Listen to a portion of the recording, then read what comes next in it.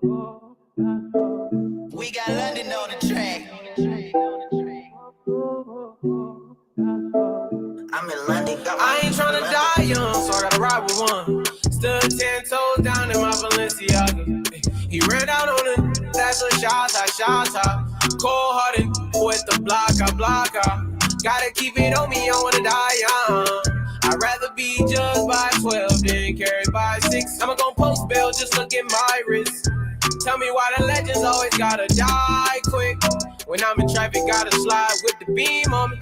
Cause I keep out 10 racks bustin' out the jeans on me. Be hating I'm rich, it's all about the cream, homie.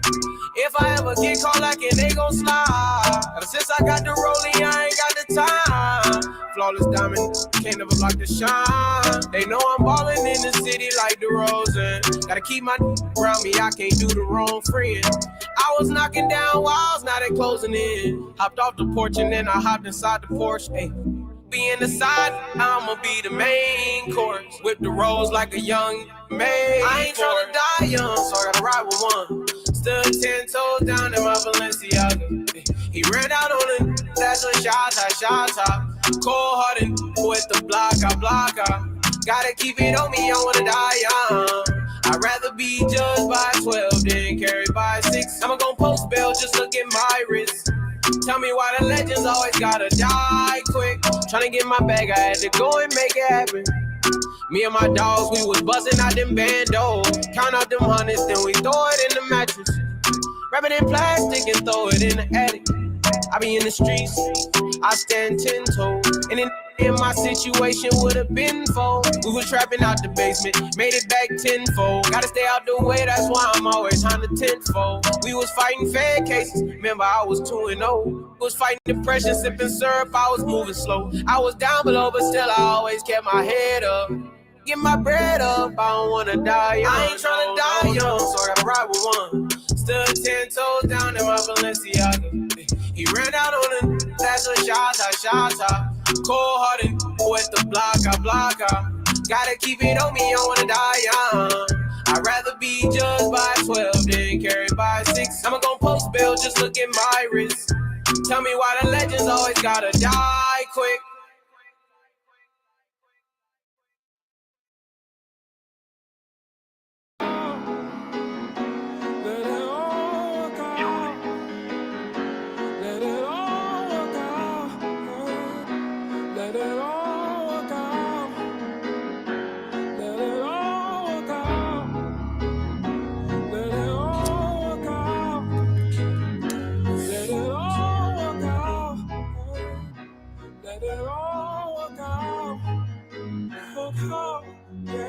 I'm in this bitch. Yeah. Was on the outside looking in this bitch, but now I'm in this bitch. Yeah. What up, Saint? I'm in this bitch. Let people gather up a little bit. Don't you a genius? Looked in the mirror, said don't let the money come between us. I'm loaded at my earliest convenience. But fuck 'em, I feel like I got 10 middle fingers. I'm sipping in this bitch and popping uppers. Gotta take this that shit that give a flower color. And some bitch named Wonder Woman told me not to wonder. The crumbs, you only see them when the cookie crumble real shit. Nigga, my candle still lit. Had to swallow my pride though. Swear it tastes like spearmint. Big up to my nigga with the strap on him. I never turn my back on him. Cause nigga act like they cool with you. But a lot of these niggas be transformers. A lot of these players be bench warmers. The game ain't easy, but it's fair, nigga. I'ma sit in this throne so long till it's a fucking rockin' chair, nigga.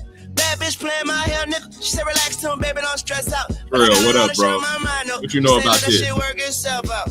That shit work itself out. Let it work itself out. C5. Yeah. Back in this bitch. Told you left this bitch. Like you knew this bitch was gonna let your ass back in this bitch. Yeah. I gotta run Rowdy Bricks back just cause it's on. It's the perfect song. Hey. Shout out Trip. Hey. I'm in London. I ain't tryna die young, so I gotta ride with one. Stood 10 toes down in my Balenciaga. He ran out on it, That's a shot. Cold-hearted with the blocker. Gotta keep it on me, I wanna die young. I'd rather be judged by 12 than carried by 6. I'ma gon' post bail, just look at my wrist. Tell me why the legends always gotta die quick. When I'm in traffic, gotta slide with the beam on me. Cause I keep out 10 racks bustin' out the jeans on me. Be hating, I'm rich, it's all about. All right, we're gonna take one time. We're gonna go down 79th real quick. Just one more time, then we're gonna get the show started. I gotta get him in the zone. Hey. Yeah. Hey. G-Herbo. Humble beats, man. One for the Dream Team, one for the Rock Block, bitch. Same life essence. Niggas talking all that gangster shit. It's real gangster over there. When I was up on 78th, you was scared straight. Before Rock died and Gilly caught that fed case. Remember Rock died nigga. Every morning, shots fired. You was never in them trenches, pussy, you was dead weight. Never end up reminiscing, watch your homie hemorrhage. Even though you wanna kill him, never played them bitches. Always came up with the blueprint, never had to listen. I hit a bunch of detentions, too many pink slips turning suspensions. Now I just walk in the collar, I hold my pink slip, rockin' Da Vinci. If I had my life on the line, I'd take the shot, but I'm not in the whiskey. Shot real hot like a shot of the whiskey. If I'm not ducking, how could you miss me? Glued to the blicky, keep my shit with me. I get the back end, still get back in the back of the truck at the club, try to frisk me. I get so high just like I'm a hippie. Back in the 60s, first got me trippy. I did 230s, I'm off for 60. I'm in a Range Rover Sport on the road, trying not lose control. No, I'm not missy. I quit the drink and I do not miss it. Won't even put up when I'm not busy. I'm on a mission. I'm always busy, carrying up Benjis, trying to get some more bread. My cars right now, I got for show bread. Little nigga Lindsay, he got the low hand. I put the work in like I got 4 hands. I'm listening. And I got love for a few, respect for a couple niggas, but ain't no fear in my heart for no man. Keep my sword on me like Conan. Before the rap, I swore I was poor man. Now my cribs and shit got a dough man. Niggas stay hating like Herbo a hoe man. How you gon' show man? What you gon' blow then? I heard he told this pipe every day and he shot some before. What you knew him before then? I heard he the realest and he be with killers. They sound like gorillas and rap for willas. They waving them 30s and yelling no limit. If you ain't with it, then bitch, mind your business. Got bulletproof vests just like I'm a dealers. I'm on the corner with nothing but dealers. Clutching a 40 when I'm on the block with a whip in my wrist when I'm under the ceiling. Guess I'm a hypocrite. Before I got shot, we was sending them out. Give a fuck about the feeling. And when I got shot, I was back on the block with my crutch and my clock. Give a fuck about the hitting. From the start of the day to the finish, we drilling. Guess we was mentally ill. Couldn't even stop, we alerted to chilling. Had to wake up and think like a villain, huh? Now Yo. We had to wake up and think like a villain. What's good? Let me play my intro real quick. I got a new intro for y'all. Hopefully we got enough people in. We got 11. Yup. Shout out to the 11. The first 11 in the building. What's good, fellas? But this for the initiated. Theatricality and deception. Powerful agents to the uninitiated. But we are initiated. Theatricality and deception. Powerful agents to the uninitiated. But we are initiated. Theatricality and deception. Powerful agents to the uninitiated. But we are initiated. Theatricality and deception. Powerful agents to the uninitiated. But we are theatricality and deception. Powerful agents to the uninitiated. But we are initiated. Theatricality and deception. Powerful agents to the uninitiated. But we are initiated. Theatricality and deception. Powerful agents to the uninitiated. But we are initiated. Theatricality and deception. Hey, what's up? Powerful agents to the uninitiated. But we are. Shout out to the initiated. Theatricality and deception. Powerful agents to the uninitiated. But we are initiated. Theatricality and deception. Powerful agents to the uninitiated. But we are initiated. Theatricality and deception. Powerful agents to the uninitiated. But we are the initiated. Theatricality and deception are powerful agents to the uninitiated. What's up, fellas? Though it's my second broadcast. What's good? Apologies for missing my my broadcast time, my call time yesterday. I had some shit going on randomly, but we here now. We here now. Appreciate y'all for showing up. What's good, Jose? Lion, I'm listening. Trail, Sick, Saint. What's good, fellas? Yeah, so we can get right into it. As y'all can see, carried by 6 over judged by 12.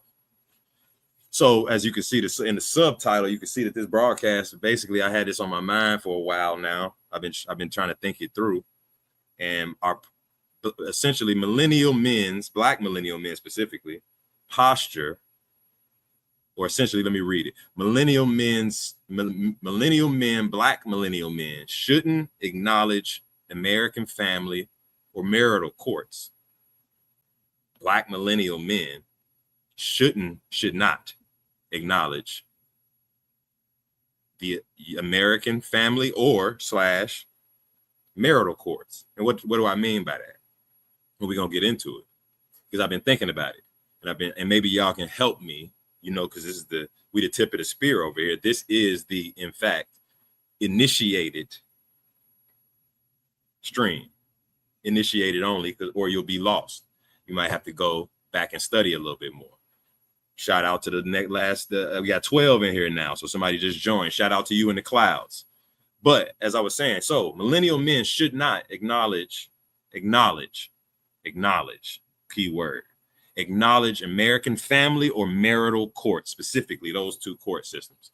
And we're gonna go into it. But before we go into it, I want to build up to back making that case. And I think a lot of you guys probably agree with me already, but we're going to try to make the case. We're going to try to understand why maybe millennial men and younger going forward should acknowledge these court systems. I make the argument that they're tyrannical and they've taken advantage of men across the board, white, black, whoever.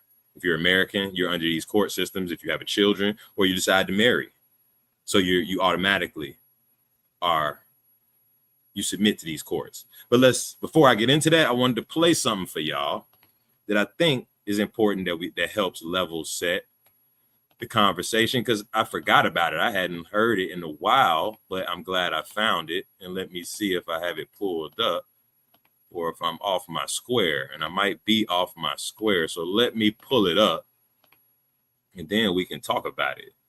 So let's see matter of fact, I got it in the description. So if you guys want these clips that I'm going to play, you can find them in the description like you can in everybody else's video. So the first one I want to play is this one here, and let me put it on the screen so you can actually see it. Share, boom. I'm assuming, no, you cannot see that. So let's change this, and let's take that away, boom. Then let's move this around so we can actually somehow somewhat coherent.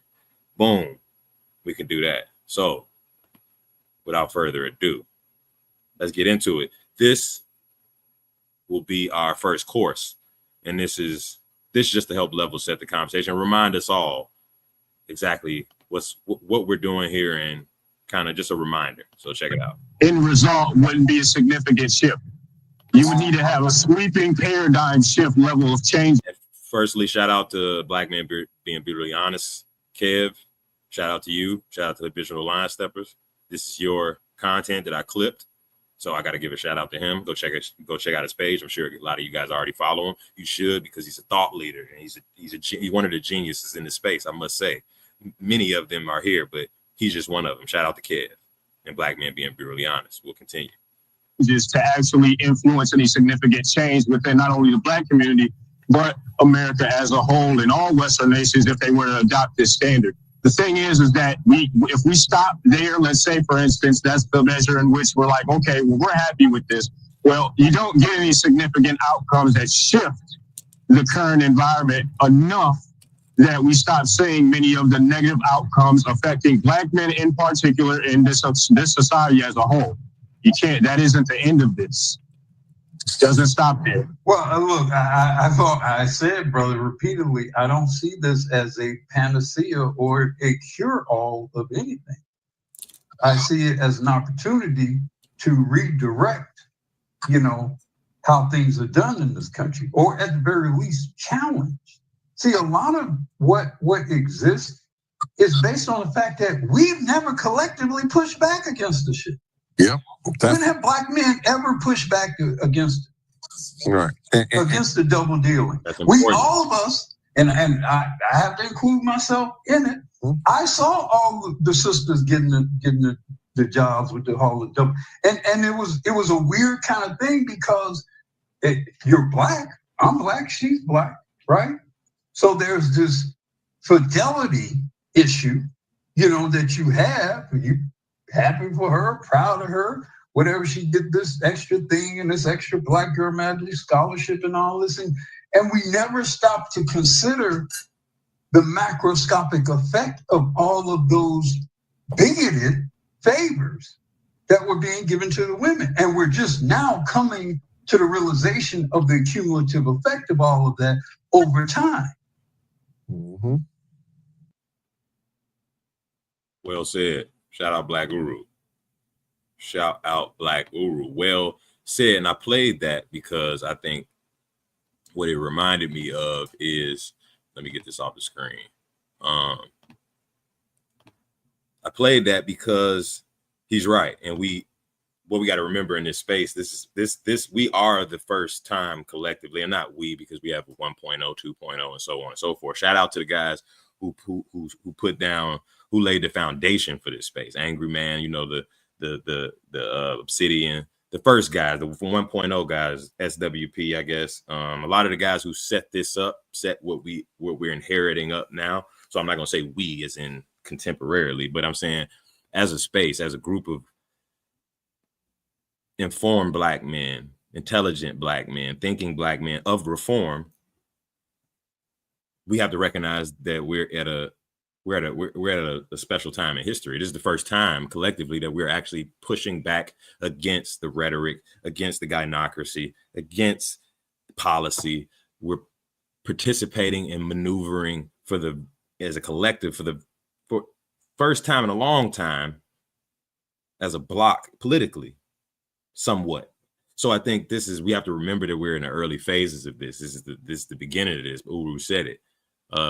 We said a lot of Black men didn't know how to respond, didn't have the language to respond, didn't have the platforms to respond, and we do now. So we have to remember we're at that precipice, and we have opportunity moving forward to actually change the environment. We're not handcuffed. We're not slaves any longer. We are not. We can mold and forge our own destinies as Black men, as the tip of the spear, as far as Black American men. So that was just a reminder of that. But moving on, because I think that's key for us to remember, because sometimes, we lose sight of that. But moving on back to the point, I say you should prefer to be carried by 6 than be judged by 12. And that's an exaggeration, obviously. But the point is, this is how much I am against the specific court systems, like I said in the subtitle, of marital courts and family courts.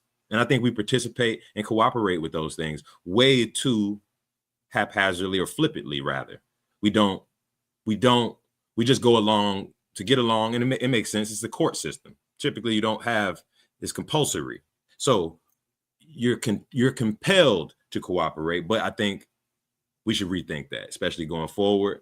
And I think there's ways we can think that through and forge a path forward in spite of those things. But so I want to start by saying this, I guess. Millennial men, Black millennial men, should not acknowledge American family or marital courts. And this is not to say, I'll make my position clear right now. I do, in fact, if you don't know a little bit about me, I'm actually engaged. Contrary to popular belief, this space is not full of a bunch of Cheeto-eating bums living in their mother's basement. I have a career that I'm very proud of. I'm newly engaged. I was engaged, I guess, about 1.5 years ago, 2 years maybe now, coming up on. I have a 2-year-old, a beautiful boy. Love him with all my heart. Best kid you ever see in your life. 1 second, hold on. Getting a phone call. Sorry, 1 second.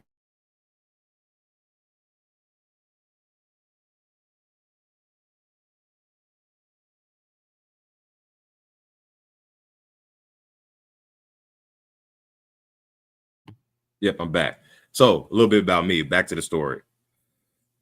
Contrary to popular belief, my point was, contrary to popular belief, I'm engaged. There's obviously those of us in this space, in the black manosphere, recognize that we are not a bunch of incels. We're not a bunch of losers. We're not a bunch of brokies. We're not a bunch of what the lovely ladies like to refer to us as dusties, contrary to popular belief. Me, I am an example of that. That being said, that means I do, in fact, believe in the institution of marriage. Keyword, institution of marriage. I do. Lion, what's up, bro? Gabe A, what up? Eyeballs. Yeah, I see you with the black one. You got the black ones in the profile. Oh, you on bullshit today. I know what the black ones mean. But I am, in fact, not against the institution of marriage. I agree with BGS when he says the marriage, as we know it, essentially the formal binding of two individuals, two males, a male and a female from two separate families to forge one family, is in fact the best system in which we've designed as humans to propagate and proliferate the next generation of children and survive or thrive. It's the best system. That's why every culture around the world has some form of marriage. That being said, I'm not against the institution. What comes to mind is that old, what was it, like a congressional hearing when dude said, I'm not against rap. I'm against those rappers. Similar to that, I'm not against marriage. I'm against the laws that police the institution of marriage in this country.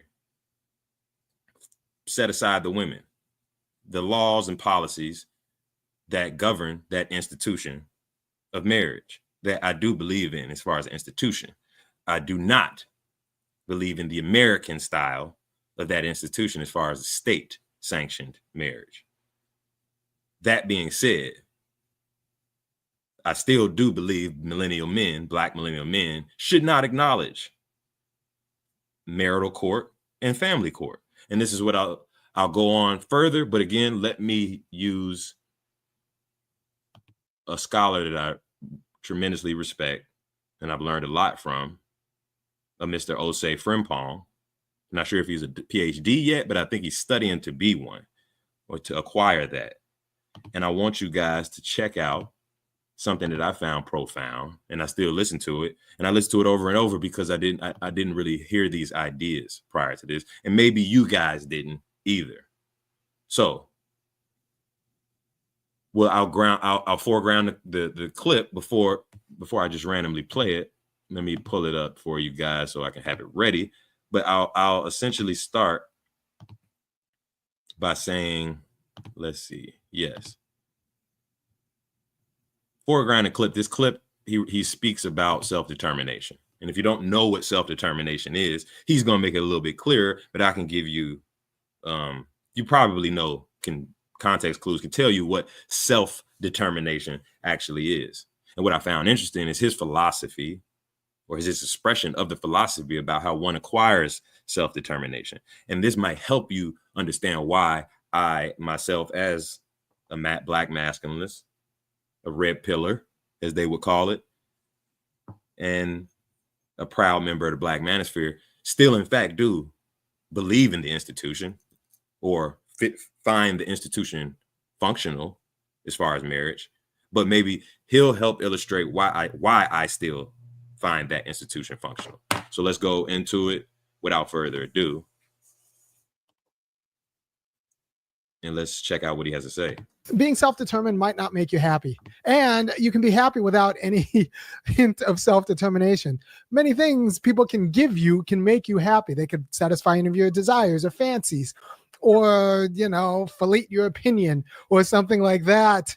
And it'll make you happy without actually being the product of self-determination. Not anything you actually did, any responsibility you took on, which is all of a piece with self-determination. That means making yourself what you are and not being determined by outside influences. And What's up? I'm listening. Can you do anything different when getting married to your newly wife? Rephrase that, because it's hard for me to understand what you're saying. But what he just said was key. Self-determination. He defined it for us. And this all makes sense. Stay with me. Yourself what you are and not being determined by outside responsibility. Self-determination. Let's let him say it. You took on, which is all of a piece with self-determination. That means making yourself what you are and not being determined by outside influences.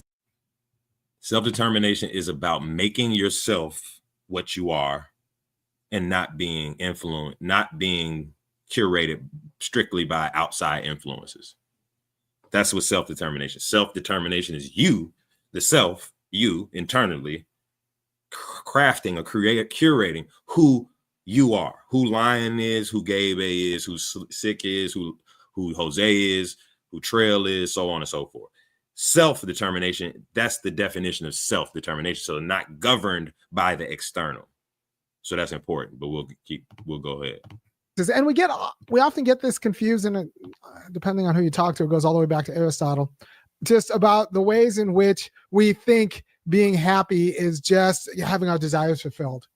And maybe not even our particular desires, but maybe there's some sort of amalgamation of desires. And if we just take all of our desires and organize them and generalize them and abstract from them and forget some and have some other and have a nice little cocktail of desires, and we get all of those desires fulfilled, then we'll be happy. But that's not work. You can get that cocktail of desires fulfilled and be happy, but still not be self-determining, because what fulfilled that cocktail of desires was something other than your activity.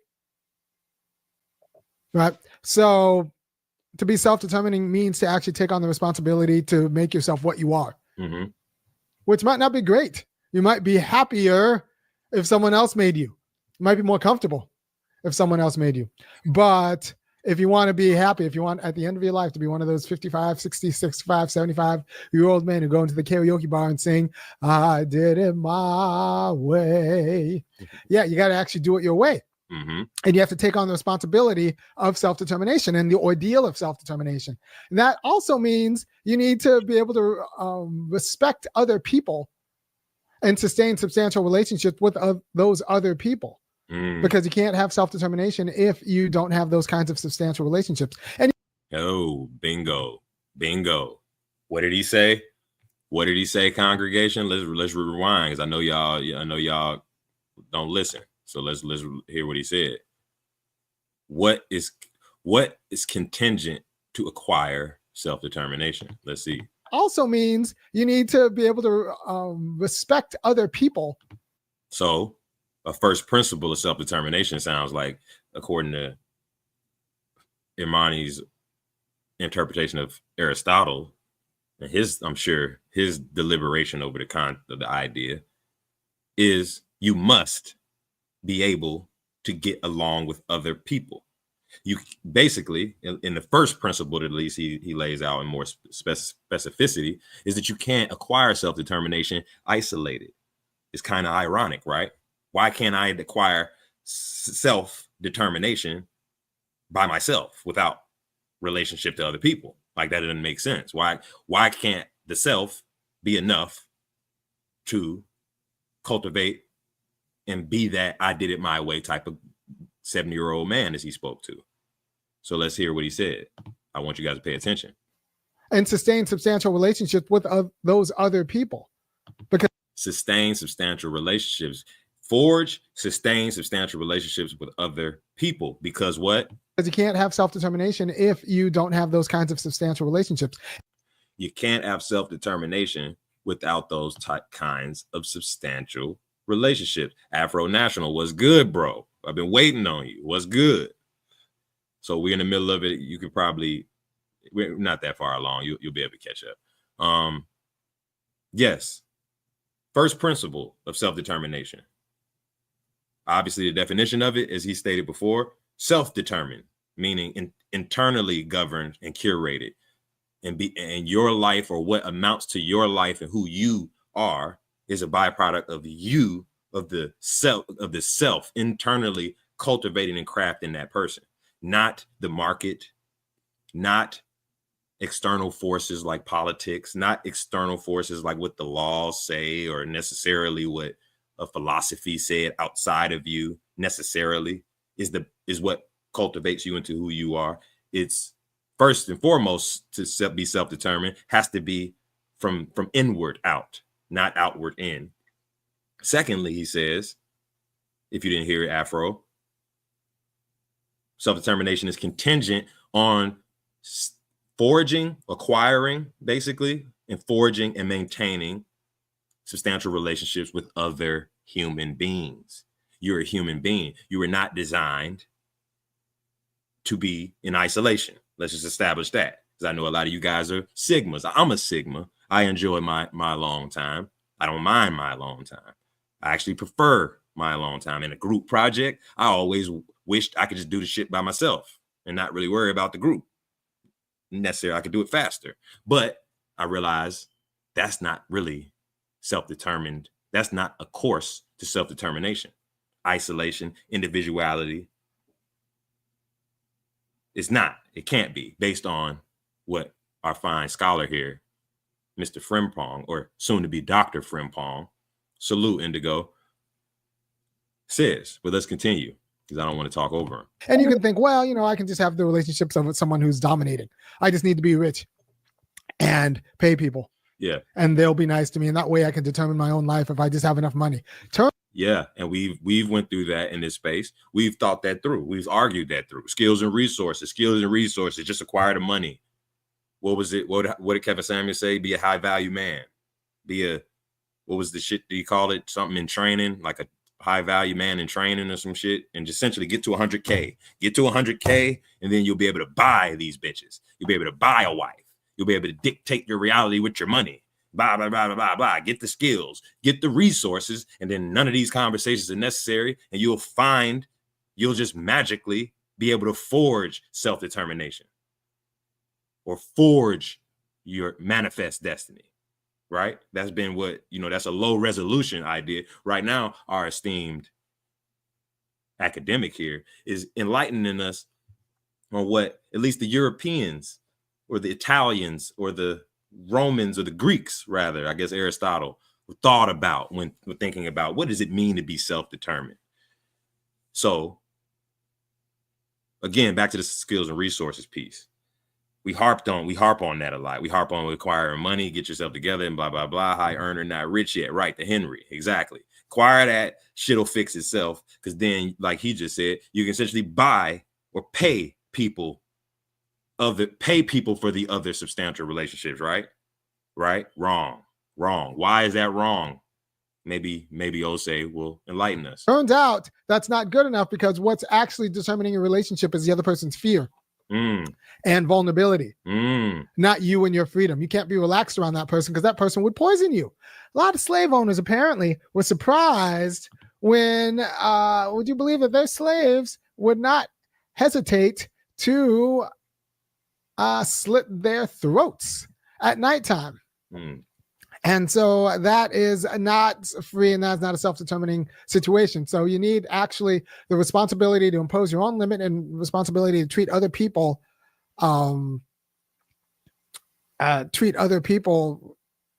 equitably in order to actually be able to determine your life with them and sustain the substantive relationships with them. A lot of parents are surprised when their kids, it turns out the only reason their kids were being nice to them was because the kids were terrified of them or their whole life. And then the parents are actually bad parents in all of these non-obvious ways. So you really feel like you really understand who is self-determining and who is free, and who can sustain those relationships if they're not just merely sustained by money or fear. Exactly. Well put. You can determine who's free. And for us, those descendants of slaves, with the heritage of descendants of slaves in America, that freedom is a word that really resonates with us specifically, because we obviously endured servitude and slavery. Who is truly free? What did he say? One way to assess who is truly free or self-determined is really by the quality of the relationships they can forge and maintain with other people. Not compulsory relationships where you have leverage over them, or you have the money to make them relate to you, or through fear and domination, that you dominate them, like he spoke to about slave owners who were somehow surprised that their slaves were not, that wasn't a self-determined, that slave owner wasn't practicing self-determination as much as he thought. Maybe he thought, okay, I have a relationship because I have slaves. I got 20 slaves on my plantation and I own them all, and they can't do anything unless I tell them to do it. And that's a relationship, right? No, it's not, according to Osei. Even though you have the power, maybe you have all the resources, but you're not self-determined, because you can't be self-determined without relationship to other people. And he says those relationships have to be built on the other person has to be willfully and openly and forthrightly committing themselves to maintain a relationship with you. So it's not a catch-22, not exactly, but it's clear that self-determination can't be bought. It can't be maintained through force. And I'm saying this all for a reason, to level set, again, back to the original point of why millennial men should not acknowledge American family courts or family courts and marital courts. And I'm going to try to illustrate that. But I said at the same time, I do still believe in the institution of marriage. Myself am engaged happily. Believe it or not, we're actually very happy. I'm getting ready to buy my first house. Actually, I'm getting ready to buy a building. Believe it or not, I've been saving for a while. We're excited. My fiance is excited. She can't wait to decorate the place. So we're in a happy relationship, but I'm still saying I'm skeptical and I'm very suspicious of American family courts and marital courts. And I will not participate in them as we traditionally have. And my point of saying that, while also playing this self-determination piece, is why at the same time I cannot forego the institution of marriage, because it is the fundamental foundational piece and maybe one of the most substantial ways you relate and forge and maintain relationships to another person for a greater calling of raising a family, because I do have a son. So this is about him and about giving him the best, a black boy, I might add, a proud black boy. He loves his blackness, and I teach him to.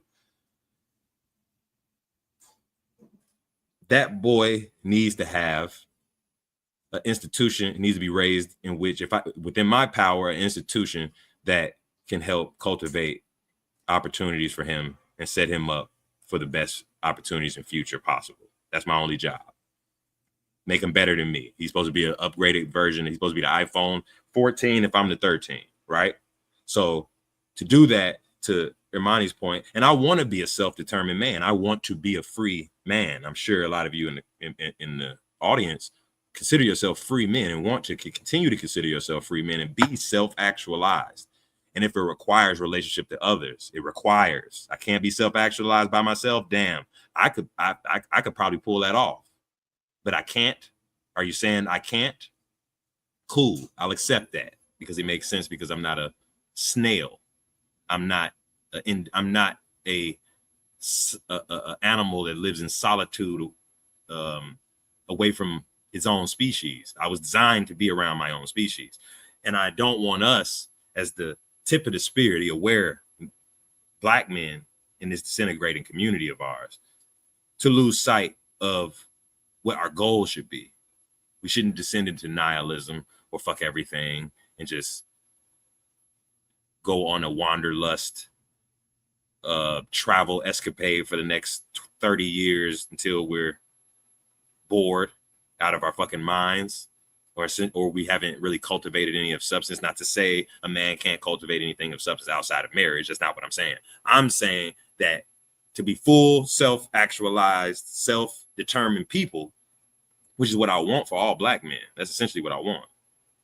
Black men and boys. As we move out of the grips of the gynocracy, we're going to have the ability to forge our way, our path forward, and we can forge our own way to hell, or we can continue, we can forge our way to a promised land that we never saw or never even could imagine. And I think self-determination fundamentally is actually a part of Maslow's hierarchy of needs. So this is not really optional, fellas. I'm sorry, it's not really optional. What's good, Grinch? I'm glad you pulled up, bro. Appreciate you. Self-determination isn't optional if you want to be a free man.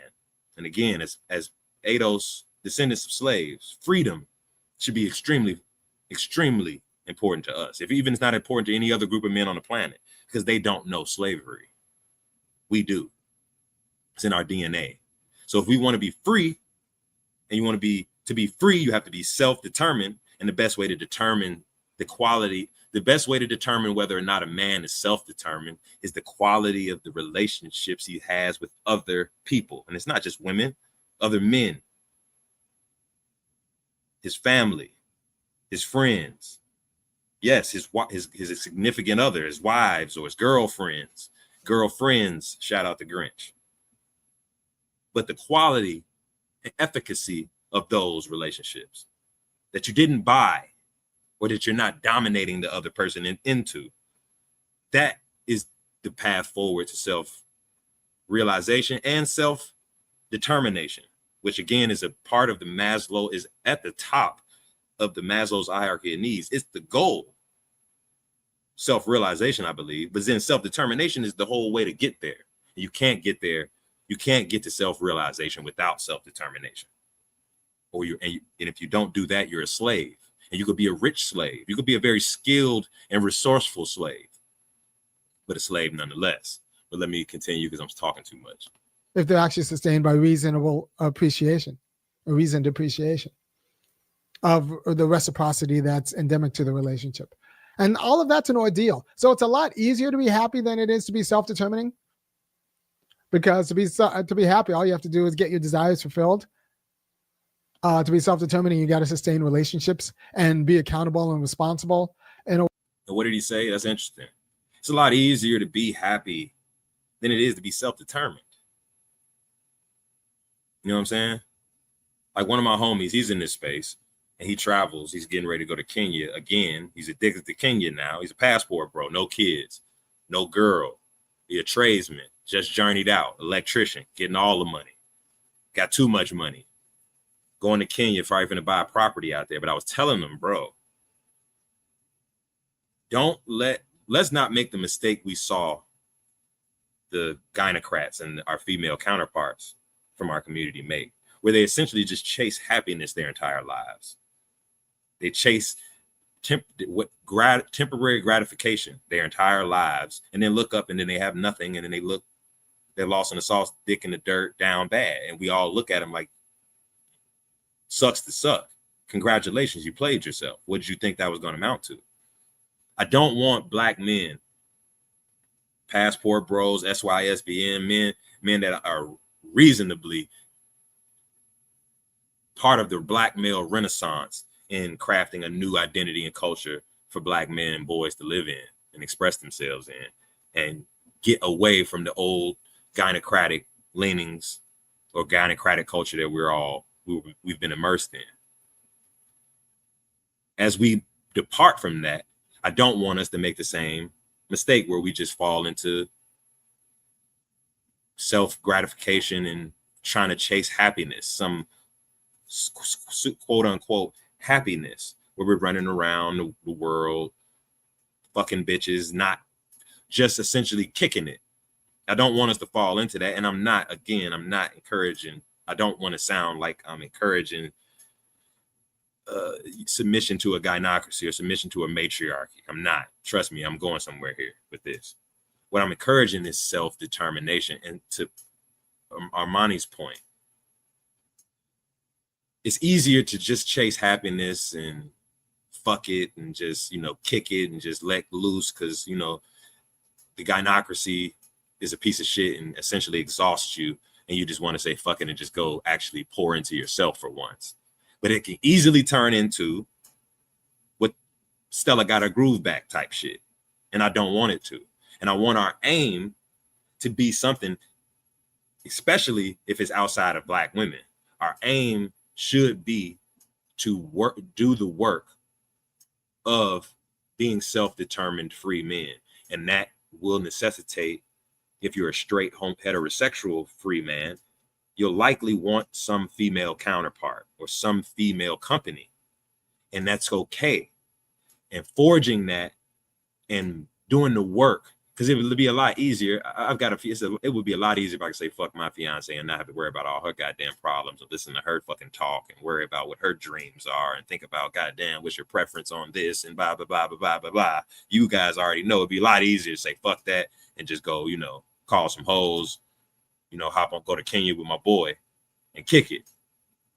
But yes, that'd be easier and that'd probably be funner and I'd probably be happy for a second. But the work, to Armani's point, because I trust Armani's judgment and I've studied what he studied to as much as I could, that's not the route to self-determination and freedom, truly.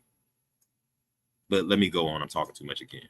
No way. So let me know if I'm making any sense, fellas. Please chime in the comments. I'm gonna let y'all up if y'all want to come up and talk about it after I get through this and get through a couple clips, and then we can debate it. But let me know if I'm making sense, or if y'all dig it, y'all picking up what I'm putting down. Why are all these people telling you to chase your happiness if that's going to often get you to indulge in habits that are like inimical to your self-determination? Why is that the case? Well, they want to make you buy stuff.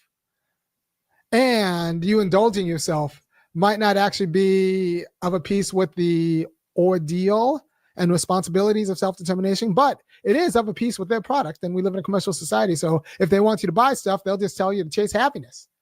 Eat, pray, and love as they sell you food, religion, and sex, right? So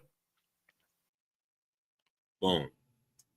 Eat, pray, love while they sell you religion, food, and sex, essentially. And we don't want to be caught up. We know what it feels like. We've been overdetermined. Our community and our existence have been overdetermined by the market since the end of Jim Crow. Overdetermined. What self-determination is to us at this point now is essentially just acquiring a market-based accoutrements.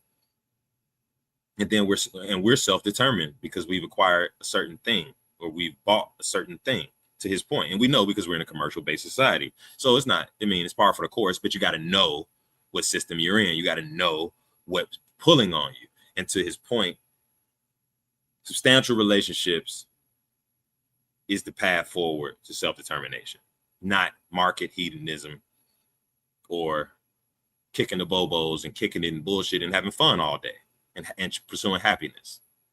That's not going to get you to self-determination. So we'll take that down. So, but back to the point of millennial men how does this even fold into millennial men shouldn't acknowledge American family and marital courts? In the vein of self-determination, as he said, those court systems have proven to be against it. They don't facilitate the self-determination of Black men or men.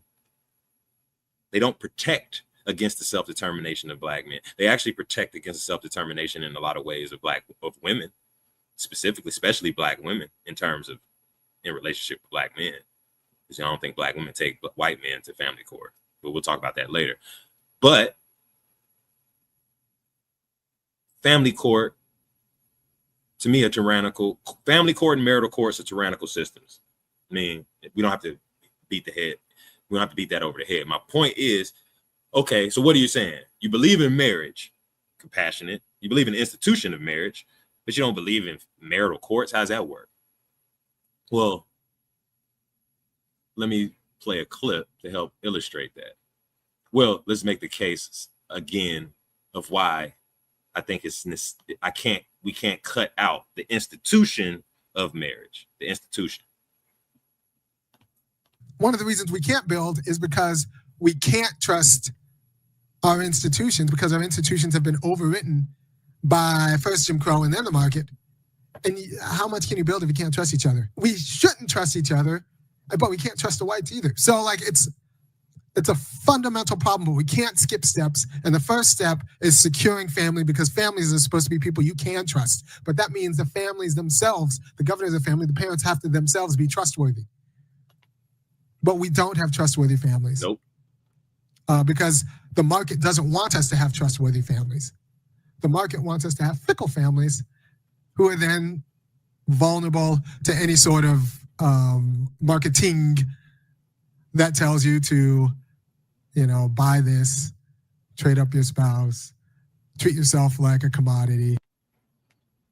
So what did he say? What did he say? The market wants you to treat relationships like a product, because your fodder. Well, let me play that again just so I don't go off script. One of the reasons we can't build is because we can't trust our institutions, because our institutions have been overwritten by first Jim Crow and then the market. And how much can you build if you can't trust each other? Our marks have been overridden by first Jim Crow and then the market. And I guess you can include in that law, because essentially the institution of marriage has been overdetermined by market forces and legal forces that don't necessarily have family or relationship building in mind. They have something else in mind. It's not self-determination for both parties. So that's fundamentally a problem, and it's broken. That's the first principle of that idea, if he's right. It's inherently broken because it is actually not oriented around maintaining the families, the relationships, the AKA the deep relationships to other human beings. That is really pretty much the primary relationship. The first relationship you have is in your family, and then you go out and forge other ones. But when that one's broken, when the family's broken, a lot of the other ones will be broken and things will just be chaotic. So establishing that first, that is the institution itself is being overdetermined by law in this case, as far as marital courts are concerned. We shouldn't trust each other, but we can't trust the whites either. So like it's a fundamental problem, but we can't skip steps. And we can't trust the whites. And I'll translate that. The dominant society governs the policies and laws that govern the institution of marriage. So why I should not trust, as a black man, we don't have a good history in trusting the dominant society in managing and regulating the laws that then we observe, right? So why would I do that? Continuing. And the first step is securing family, because families are supposed to be people you can trust. But I also want to secure family. I've already got a family. I've got a 2-year-old son and a fiance. I've got the beginnings of a family. So I'm already halfway there. Ain't no going back for me yet as far as that. But I also, to his point, you want a family because the family is the only thing that buffers you and the people within that family from the market. That's key. The family buffers you from market and legal forces, or is supposed to, which is why they destroyed it. Because if it buffers you from the market and the legal forces, how can the market and the legal policy and forces affect you like they want to? They can't. So they have to break that institution, which they fundamentally did a long time ago. Even prior to No Fault Divorce with Children and Infants Act and all the things, we study in this space, the family was essentially broken to the state's and Marcus' benefit on purpose a long time ago. So we getting those things out the way. But to his point, you'd benefit from a family and close social relationships because it would help buffer you from the market and the law and policy that doesn't necessarily have your best interest in mind. It has the best interest of the state and the corporations and profit in mind.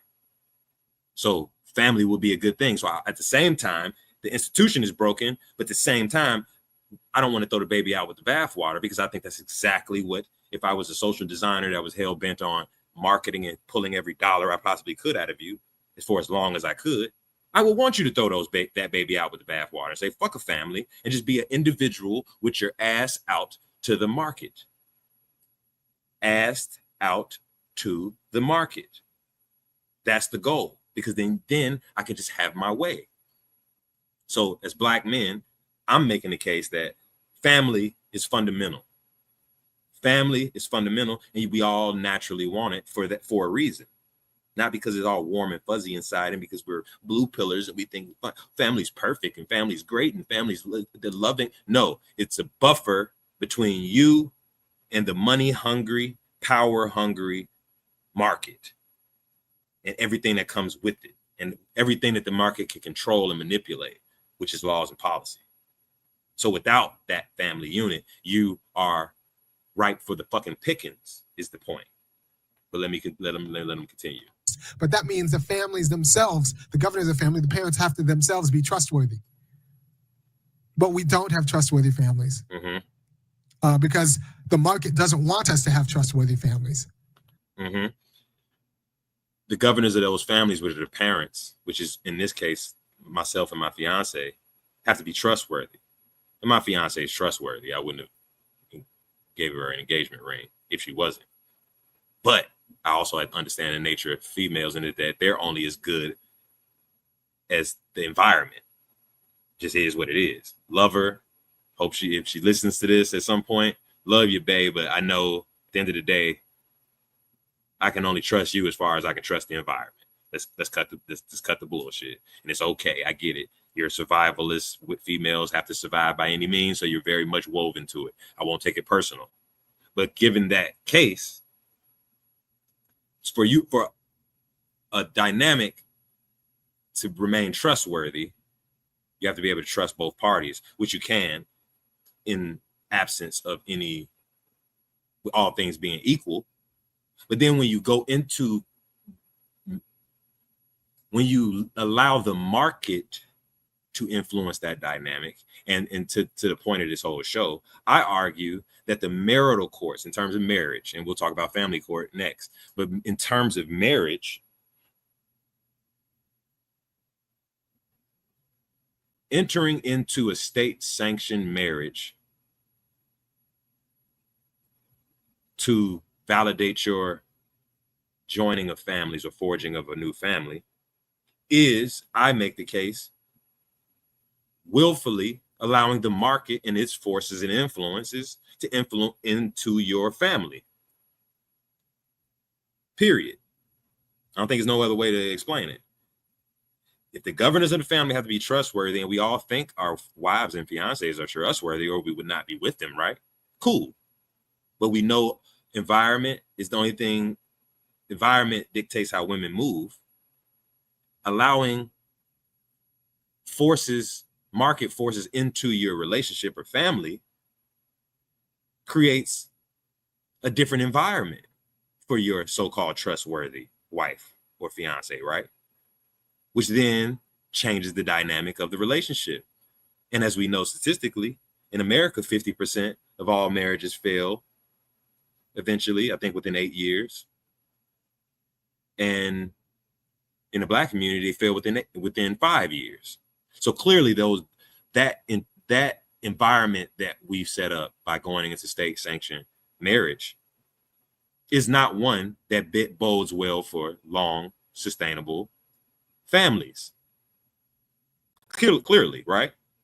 So why would you go into that contract? Why would you basically allow, if the family is designed and built and functions to buffer you from the market and its forces and influences, why would you sign a contract that then essentially puts your family under allows your family's dynamic to be governed by the market and its forces?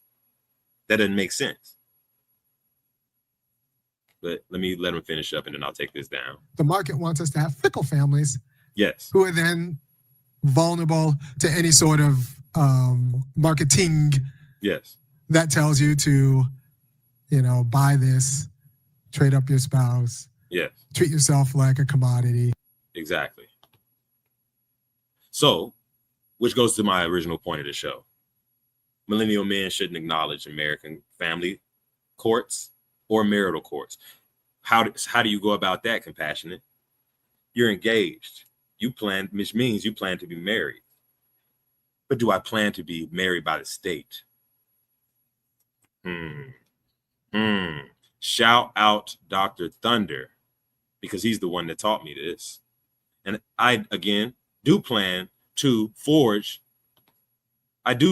be married, not married by the state. Let me show you guys this. So, Dr. Thunder, shout out to him. Hopefully he sees this. But he gave me this concept, and I don't even know if he gave me this concept or knows he gave me this concept. But let me read this. It's ChatGPT. When a marriage is recognized by the church rather than the state, it is often referred to as a religious marriage. In the Catholic Church, if a couple initially marries outside of the church and later seeks to have their union recognized within it, the process is called convalidation. This involves a ceremony where the couple exchanges their consent according to canonical form, thereby validating the marriage in the eyes of the church. Why did I read that?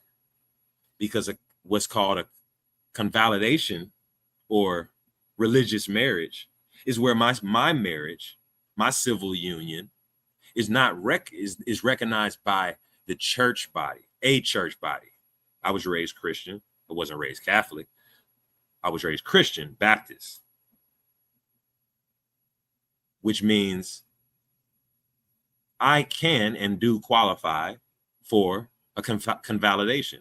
I guess I'm pronouncing that right, which is, again, the process in which you get the church to recognize your marriage. That way, I don't need the state. The state doesn't need to be involved. Our families can come together and agree and observe and witness the beautiful process of two individuals forging a new family without the state. Absolutely without the state. And you say, well, you won't get the benefits of the state marriage. Fine, I won't get tax benefits.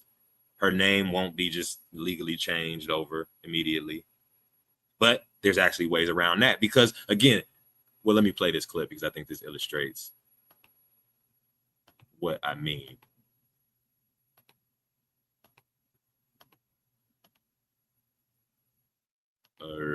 Yeah, I think this is it. No, this is not it. I'll just say it then.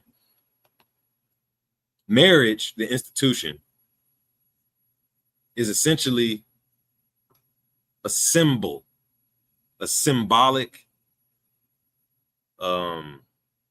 let's say, ritual. There's a lot of symbology in the ritual. It's a very deep, important, beautiful thing. It's the concept of two random, strange motherfuckers from two strange families. In a lot of cases, random, not strange, but separate families actually formally coming together to forge a new branch, a whole new family, a blend of two. But in that ceremony, it's a lot of, symbology, rituals, and things that signify and ritualize, I guess, and add a level of spiritual importance to it. The same way rituals work. Rituals don't necessarily do anything for real, but they signify things and they mean things to us deeply as groups and human beings. So I think you can have that service and have that process, have that ritual of joining families without the state being involved. There's no reason for the state. State wasn't always involved. So that's how I can reconcile not being for the institution of marriage, but not being for state-sanctioned marriage, period. So I said it. And if you wonder, which I have, cool. How do you go forward? How do you convince a woman not to get state-sanctioned married? Cool. What I would do and what I will do is, and I thought I should probably add this to this for you guys that are even, those of us that are considering, you have a girlfriend or you wanted to be married and you want to form a family or get married with rings and do the traditional blah, blah, blah, or imitate the traditional, you should know how common law marriage works. Some states you could just be automatically married if you live with the woman too long, or so on and so forth. You guys know what common law marriage is, but this is a list of some of the common law states, just for your information, because then this type of strategy might not work for you, because you would automatically be married legally to the woman and then you're under state law. So just know that Texas, Colorado, Iowa, Kansas, Montana, Rhode Island, New Hampshire, they all are common law states.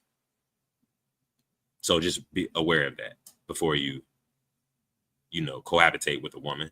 But these are ways you can go about, again, so you can have a convalidation or a religious marriage.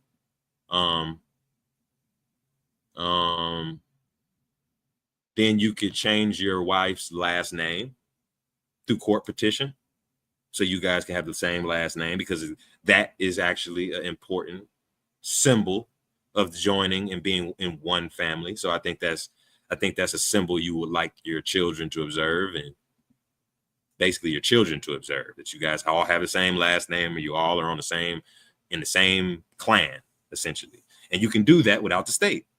You can file a petition to court to actually request your name to be legally changed. And in a man's case, you wouldn't have to do this. Your wife or your future wife will have to do this. 21 watching and 30 likes. Impressive, man. Appreciate y'all for liking the video. Donate, please. I got a clip I want to show y'all. Just give me $1. I just want to show you my clip when people donate. But back to the point. So you can have a convalidation. You can have a religious marriage that actually you have a service and do everything that a normal traditional marriage would do, and have that symbology and have that, for posterity. And then you can go get her name changed, and then her last name is yours. And from the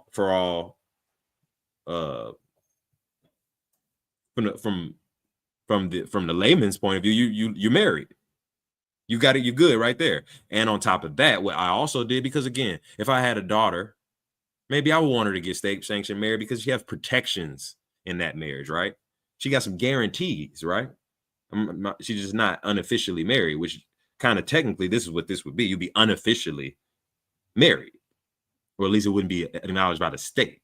You'd be married by your community, your church, your family, but the state wouldn't necessarily know you even got married, because you didn't send them documentation or sign anything, right? But then you lose the protections, right, of the state. So I said, cool, I get that. That's reasonable. So what can you do there? So what marriage through the state does is it gives a woman traditionally, shout out to Afro National for the $10, man. Shout out Afro National for the $10. And because I don't care about this stream being demonetized, as y'all can see, because I've been playing copyrighted music, and I'm talking like I'm talking, and I don't care, and y'all can cuss and do whatever you want when y'all come up. I don't care about advertisers. That's why I say support the show. And you should support every content creator in the Black Manosphere, because we don't care about advertisers, because if we did, we wouldn't be in the fucking Black Manosphere doing this fucking content that essentially renders everything you do blackballed and unmonetizable. But you know what I tell YouTube? You know what me and Afro National tell YouTube? Don't advertise. You don't want them to advertise? No. What do you mean? If somebody's going to try to blackmail me with advertising, blackmail me with money, go f*** yourself. But go f*** yourself. Is that clear? I hope it is. You hope? Go fuck yourself, YouTube. I don't need your advertisers, because I got black men, and black men support their interests. Shout out to Afro National again, man. Shout out to Afro National. We're going to play it one more time, just for Afro. You hope? Don't advertise. You don't want them to advertise? No. What do you mean? If somebody's going to try to blackmail me with advertising, blackmail me with money, go f*** yourself. But go f*** yourself. Is that clear? I hope it is. Blackmail me with money? You're gonna try to blackmail the Black Manosphere? You're gonna try to get me to curtail my speech for money? And we just had a whole conversation about self-determination. If I'm self-determined, I'm a free man. I'm going to speak how I want. And even for money, you can't get me to stop. Shout out to Afro National, bro, because you get it. Elon gets it. Go fuck yourself, YouTube. But moving on. So back to the thing. Hey, so you get a religious marriage. You get your wife's name changed legally. So y'all got the same last name. Then what you do as the leader and as a benevolent God king as you are, black man, and a newly married man, you do this just for the protections of your wife, because you don't need the state to protect your wife. You can protect her. You establish a trust, and there's probably a lot more guys that know more about trust than me, but I have a lawyer, and we're going to put together my trust and my will and what I'm looking at. So these are some trusts. There's key features. Well, let's see. Common types of let's see. These are the types of trust: revocable, irrevocable trust. A revocable trust can be changed or revoked by a grantor during their lifetime. Irrevocable can't, essentially. It cannot be modified or revoked after creation without court approval.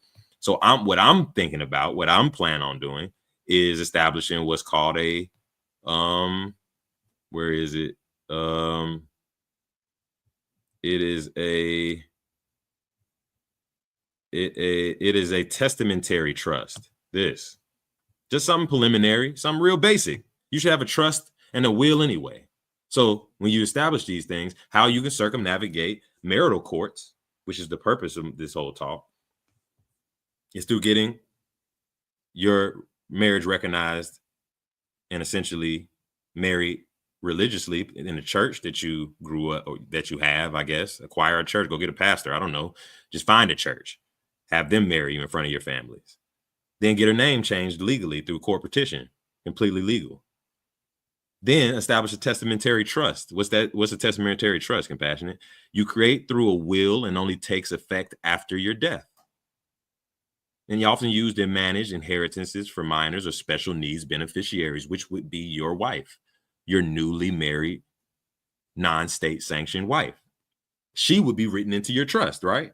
You say, bet, if I die, you get the crib, you get everything like as if we were married, right? But at the same time, you keep control over this trust until you die.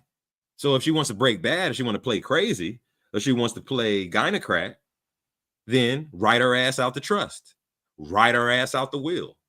You don't need the court to do that. And she can know, and she should know, that these things are 100% possible. And she's cool as long as she's cool. We cool as long as you cool, right? So a will and trust that you essentially you permit whatever you want your wife, what portion of the finances, a portion of the property, a portion of your pension, whatever you want to happen, how she been, the trust will absorb it and distribute it to her at your death, untimely or timely. That way she's protected.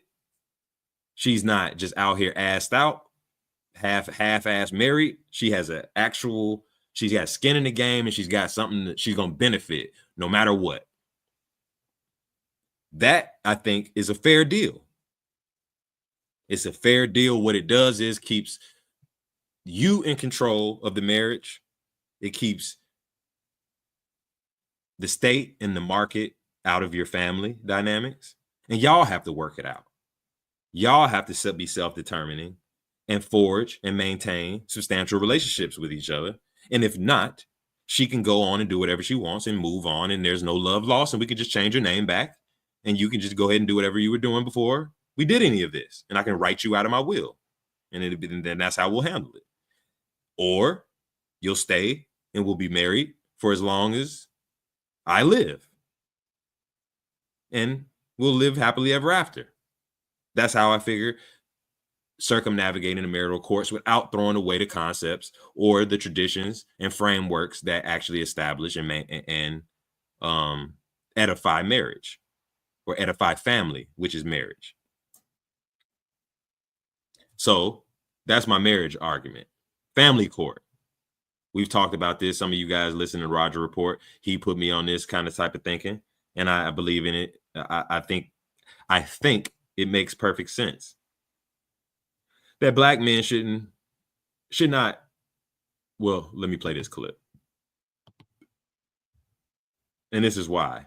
In terms of family court, in terms of if you reproduced with a woman and you have a child or you plan to have a child, and for the guys that don't have children yet, you need to be prepared to think of it this way and get this in your mind and be able to move with the reality of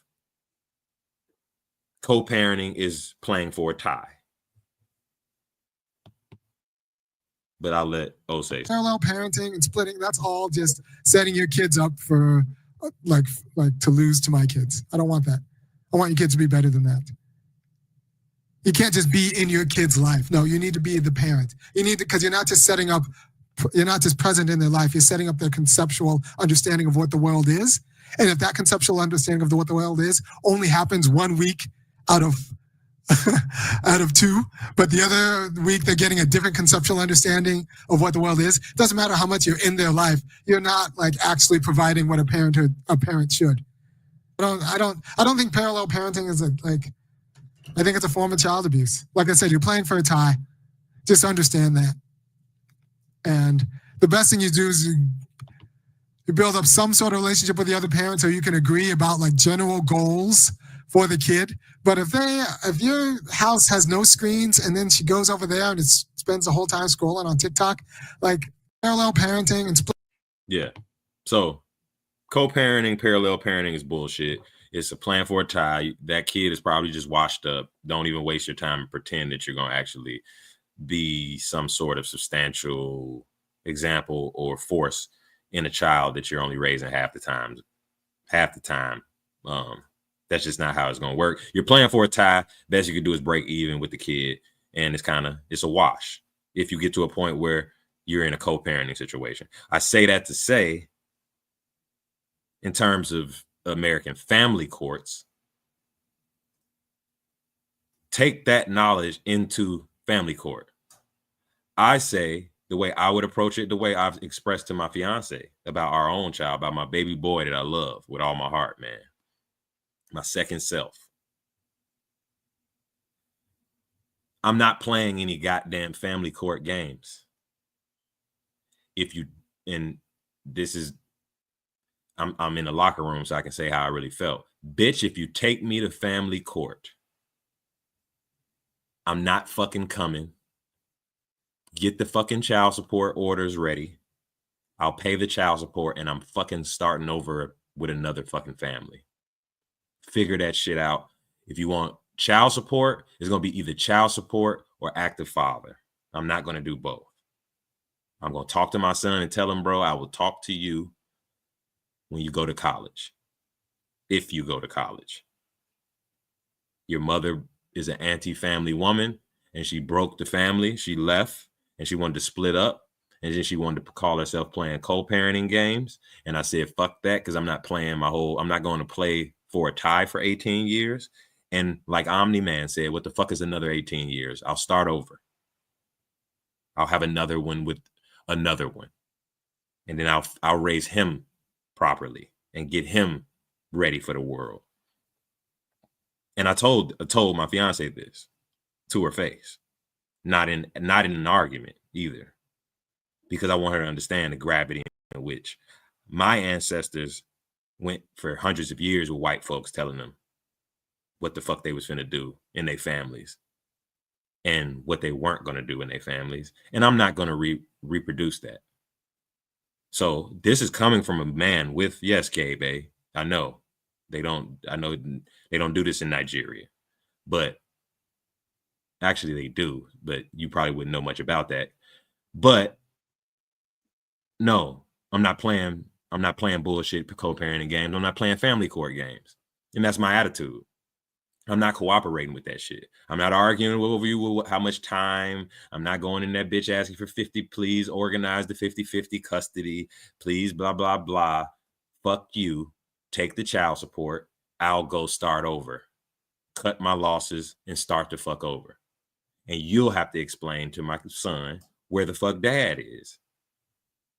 And matter of fact, just show him the check if you want to go that route. Now, you either want an active father or you're going to have child support. The state is going to be his father. And they'll just take it out of my check. And I'll live with that shit. Period, point blank.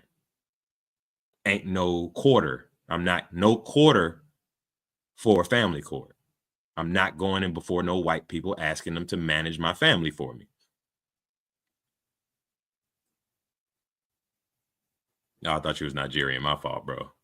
Shout out to the Nigerians. I ain't mean to insult the Nigerians, but yeah, you said you sounded shocked. You said what in the world? So I thought you was disagreeing. But yes, that's my attitude. I don't think millennial men, and again, for the men that don't have children yet, this is coming from a man that does. I have a child, I have a 2-year-old, most beautiful black boy you would ever see in your life too. I wish I could show y'all a picture. Love him. We give him anything. Setting him up to this day to be a dog. He's gonna be a beast in every way possible. But if his mama played with me with family court in any concept in any way, it's over. It's cooked. Period. And I'm 100% prepared to pull that trigger mentally. I've already got it in my head mentally. I'm prepared to pull that trigger. And the guys without children, I advise that you observe the concept that co-parenting is not going to work. So it's not even up for debate if we're going to co-parent. We're not going to fucking co-parent. Give me custody of them, or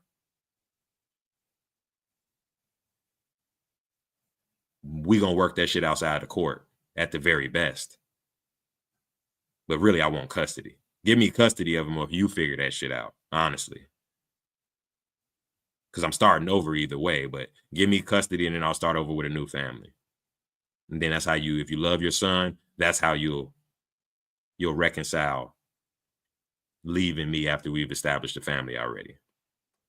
But outside of that, no quarter for family court. I'll do everything the law says I need to do, but outside of that, I'm not doing shit else. Period, point blank. That's a wild take. Well, yeah, well, you could probably come up soon and we can chop it up and let me know what you think. Because I know you married. I think you got kids too, right? So yeah, maybe you can kind of enlighten me on why you think it's so controversial. I understand why it's so controversial, because it's just, yeah, it's self-asserted manhood ruthlessly. And I'm self-determined. I'm going to maintain that I'm not going to let any courts or any outside influences affect that self-determination. So, but also, let me play this because this is my last clip because I don't want to bore y'all. And y'all can come up if you want, but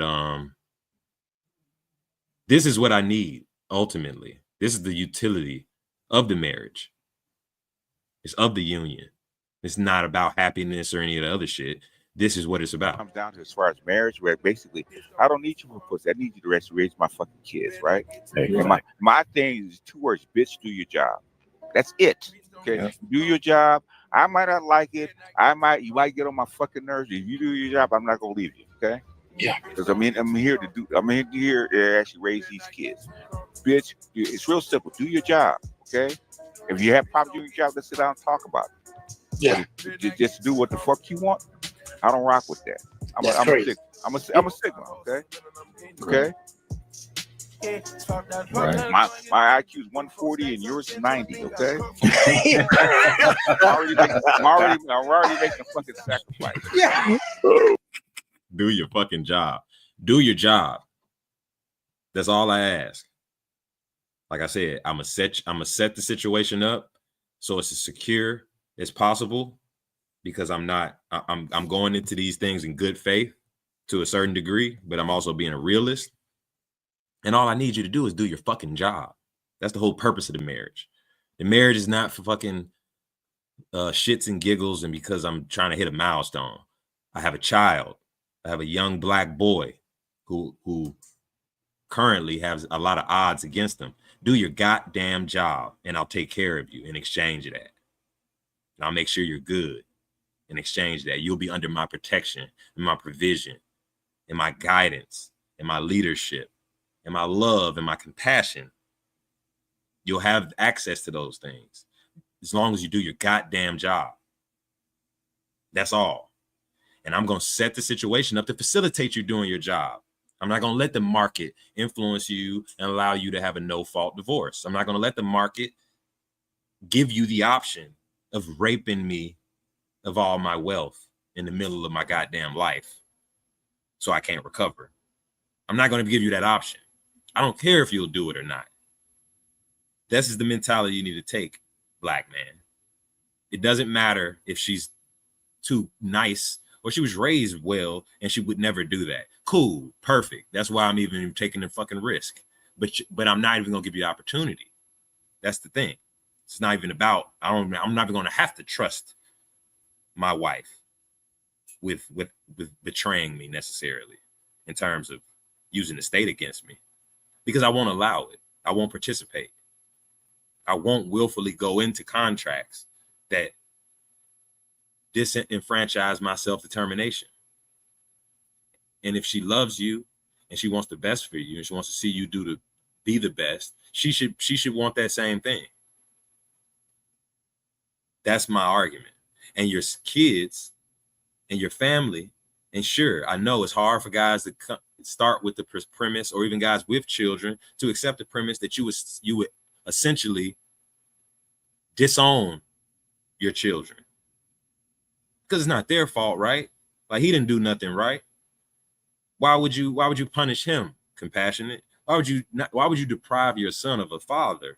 Compassionate. And he didn't do nothing. He's the sweetest little boy you ever see.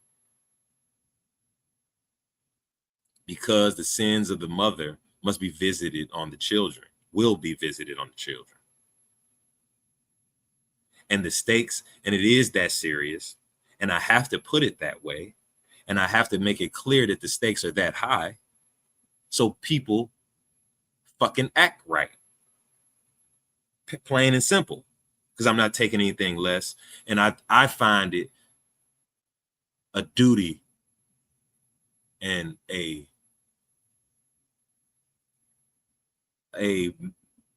requirement as a father for me to demonstrate that type of self-asserted manhood and self-determination if I want the best for my son. So I think that's my argument. I think there are ways that we can navigate. We can still form families. Going forward, I know black men are essentially turned away from American black women, which is fine, and open up their options, which is 100%.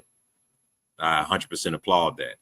Even though I have an African-American fiance, I 100% applaud that and can't wait to form community and family with whatever wife my brothers bring to the table and kids that they bring to the table. And that's going to require us to have a very pragmatic and ruthless view about how we participate in these systems and institutions that can affect your family.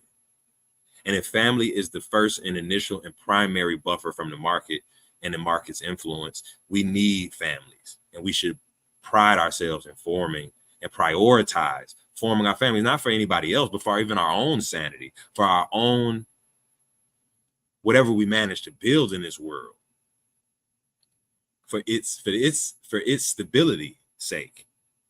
So for your own sanity's, again, your own sanity's sake, so you have some respite from the market, from people you can't trust. Osei said it. Your family is supposed to be people you can trust.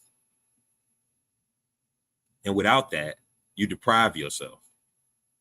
You deprive yourself as a black man, and you won't be as full and won't be as substantial of a person as you otherwise could be. And that's what I want for black men. And I think you can acquire that without going through state-sanctioned marriage, and without throwing out the concept or institution itself, because it is the best thing we've invented so far, as BGS said. If there's a new system that might emerge, it may emerge, but it hasn't emerged yet. So marriage for your children's sake. If you don't plan on having any children, you don't want to reproduce, fuck marriage and ignore this and hang up and leave the fucking chat. You don't even need to leave the live. It's not even for you. But if you want to reproduce, Marriage is the institution to house your genes and those children, that your offspring, and raise them in some way that they can contribute to society and proliferate whatever you manage to build.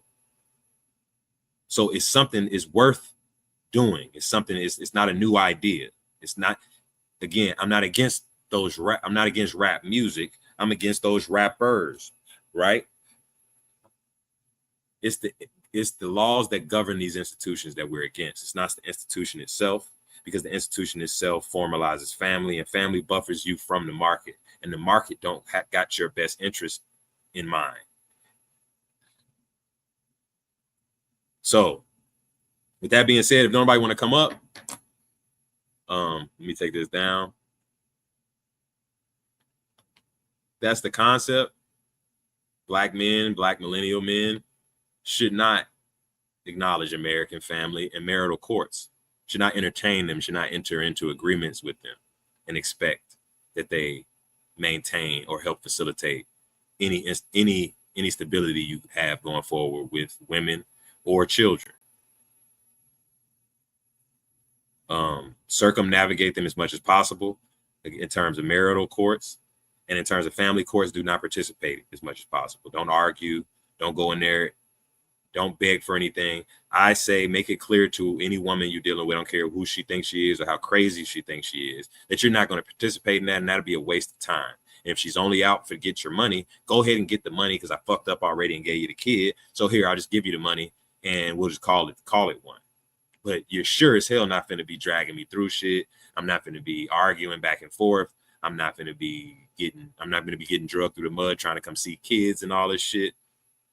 Any of that is me acknowledging participation and participating in the system that already wasn't in my favor in the first place. And to pretend it is, and to just be another nigga in there with your paperwork in your hand and your stack of paperwork and your loose fitting clothes because you're so goddamn depressed in there looking pathetic. No. Black men, no. Yes, I will disown my fucking kids. Black men should incorporate that into your zeitgeist. It is 100% on the table to disown children. As a matter of recourse. Start over, bro. You're not a woman. You can have children. You can have as many children as you want if you're a healthy male. It is not your purpose in life isn't this one any one specific child. Your purpose in life as a black man, as a man, is your mission and your purpose and your passion. And actually, what is it? What Pimp God say? Pimp God put it one way I think I used to like. And shout out to Pimp God, they clapped his channel. But I think Pimp God said, you can contribute to society or contribute to humanity, serve humanity. Your job as a man is essentially to serve humanity in some capacity. Your talents, your mission, your passion is going to somehow, if you're a righteous man, I guess you got all the right to be, you want to fucking destroy society. That's your prerogative. But even that's appropriate. Your purpose on this plane and in this world is to serve humanity in some form, not to be a mother. That's not your purpose. To necessarily nurture children. Yep, they clapped his channel, bro. Broke my heart, man. Broke my heart. But I firmly believe that. And I think we need to teach black men, black boys that your job, children are great. Reproducing is a fundamental aspect of humanity. Surviving and reproducing. Surviving and reproducing. But notice surviving comes first. And surviving and thriving comes from men serving that society and serving humans by improving life. So that's your first goal. Reproducing is your second goal, but it's not. You're not a mother. Women's job on this planet, purpose on this planet, is to have children and nurture them into functional human beings that aren't sociopaths and that can actually benefit the society in some way. That's their job. Your job isn't children. And I think as men of the gynocracy, Americans that have been influenced by this feminized feminist culture and being encouraged to tap into our feminine side and being told that masculinity is wrong and that you need to be more like women, has ushered in a very maternal spirit where even to the detriment of Black men crash out behind one child that they had because of some misplaced,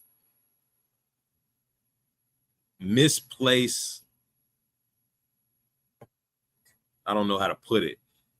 You've been told that essentially, I hear men say it all the time, that I do this for my children. I work and do all this for my children and do all literally like break my back, go to school, learn things, risk my life to get money, I guess, to support your children. Nigga, that ain't what life is about. That's a horrible life, I think. If it's all just to get some money to pay for some children. That's not what you're supposed to be using your life force by, my nigga, or for. It ain't supposed to be toil for another. I mean, your ancestors did that. That's a slave morality. As a man, your children, yes, they will benefit from whatever you manage to accumulate. Sure, you're gonna share with them. Sure, that's not wrong. But don't orientate your fucking whole shit and your entire life being around nurturing children, because that makes you a female, bro. You in your moon archetype. You in the house of the moon, as fucking Rom Wills would say. Get out of the house of the moon, my nigga. You're a man. You're a Black man. One of the most talented beings on the planet in human history. There's more that you can contribute. And first, and what comes before anybody else is your purpose, and then you. And then maybe your children. But that's something we got to be, I think, reinforce before you even have children. And let your baby mamas or let your girl know, let the girl that's got baby fever know, hey, look, bro, I'm going to tell you this right now. I don't play with family court. I don't play with no courts where white people is telling me anything about how to do any goddamn thing. I'm a Black man. I experienced that. My people experienced that for a long time. What's up, Diaspora? Oh, no, I don't think you're talking to me. Yeah, tell them straight up, I'm not participating in family court. Bitch, you play with me in family court, you're immediately public enemy number one. What's good, bro? What's good? What's good? Man. What's good? Hey, not too much, man. It's a lot going on here. So okay, so what you start from the top. Okay. I mean, this whole of, hey, if it can't work out with her, then you just start another family, which I don't have an issue with. Start another family, sure.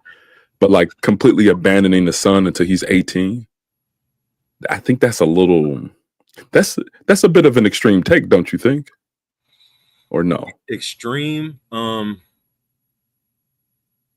think it is. I will agree it's extreme, but I also think breaking the family apart itself is extreme. So I think it's par for the course. I mean, breaking the family apart, separating the child from their father, is that not extreme? You don't think? I wouldn't say that's extreme. I think it's more common than not. So I think it's a natural occurrence. It happens in a lot of situations. But I think my thing is that child that you brought into the world, that you were responsible for bringing into the world, is still your responsibility, even if it's through those 18 years. It is. So to completely abandon a child until they're 18 because of something the mother did, that seems to be okay. Well, I understand that, but it wouldn't be the court in America. The courts don't allow men to abandon children, so I wouldn't be allowed to abandon them. I would have to financially support them, and like I said, take the child support. Just take the child support. I'll pay the child support for 18 years. But not being in a child's life, right? We know what child support is. It's just money, right? Exactly, but the abandoning is the relationship, the connection. I mean, play it out, right? Say, for instance, the kid got, I don't know, a little basketball game, little basketball game or something, and they want daddy to be there. I won't. You just like, no. Oh my gosh, that's wild. That's wild. No, because I said it before. You what the ultimatum I will give to the mother of my child, my son specifically in this case, is an active father. So you can leave me because this is America. You can do whatever you want. I can't keep you in a relationship. You can leave. Mm-hmm. If we have a child, what you're not going to get is an active father and child support, court sanctioned child support. That's what you're not going to get. Even if your responsibility as a father, even if the child wants you in their life, the child you're gonna not. Absolutely, yeah. You're gonna not be in the child's life because of what the mother did. Absolutely. That's called irresponsibility, don't you think? That's called irresponsibility. Is that irresponsible? Mm-hmm. Because the child is your responsibility once you bring him into the world. Well, it's my responsibility. Any responsibility is willful, meaning it's my choice to take on a responsibility, right? And and I don't believe in responsibility without authority. So if my authority is being usurped by a court, meaning the court is telling me you got to give this amount, or you get to see him this much, or y'all gonna meet up on this day and change, and y'all gonna exchange them and blah blah blah, that is usurping my authority, and while trying to maintain a level of responsibility, and I think that's tyranny. So there's something that kind of puzzles me about some of those talking points, because they seem to only some of those talking points, as it concerns the quote unquote, courts or the white man or legal or something being involved in your life, it seems to only have a cutoff at relationships. But when it concerns business, right? You said you were purchasing a building, right? You might have to take out a mortgage or something, or you might pay. So you're taking out a mortgage. You have to provide documentation of accounts and account statements. They're literally all in your business. They're in all of your business, everything, right? You pretty much, yeah. Well, that makes sense. Yeah. That's what I'm saying. It's like a thing where it doesn't matter if they're in my business as it concerns business activities or some type of other legal thing, but as it concerns my relationship, then it's I draw the line I draw the line where law and any market force, and I include the law and policy or politics in the market, as far as a market for, because the market can manipulate those things, right? Like money, power, influence can manipulate laws and policy. So I consider that part of the market. And I do, to your point, 100% unabashedly draw the fucking line at the market influencing my relationships, my private human relationships, buying houses, property, damages, legal things, frameworks outside of relationships. That all makes sense. That all is indispensable and is a wonderful invention. But yes, I 100% I do think it is 100% not extremist or contradictory to say, okay, I draw the line at you fucking with my relationships, though. You're not going to, no market influence or laws are going to dictate my relationships, right? My family, my children, my wife, my siblings shouldn't be governed by law, shouldn't be interfered with by laws or the market. That's my position. Yeah. So but by creating a child, that's implied, right? Because you said that there's the market's involvement in your relationship. When you create a child, you automatically sign up for that.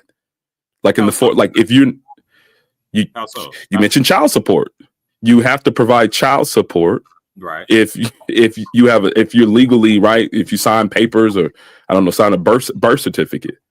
That's what I'm saying. Like, so it sounds like, hey, I'm okay with the law or whatever is in my relationship beyond this part of my relationship, beyond fathering. Like fathering outside of paying child support is where I draw the line.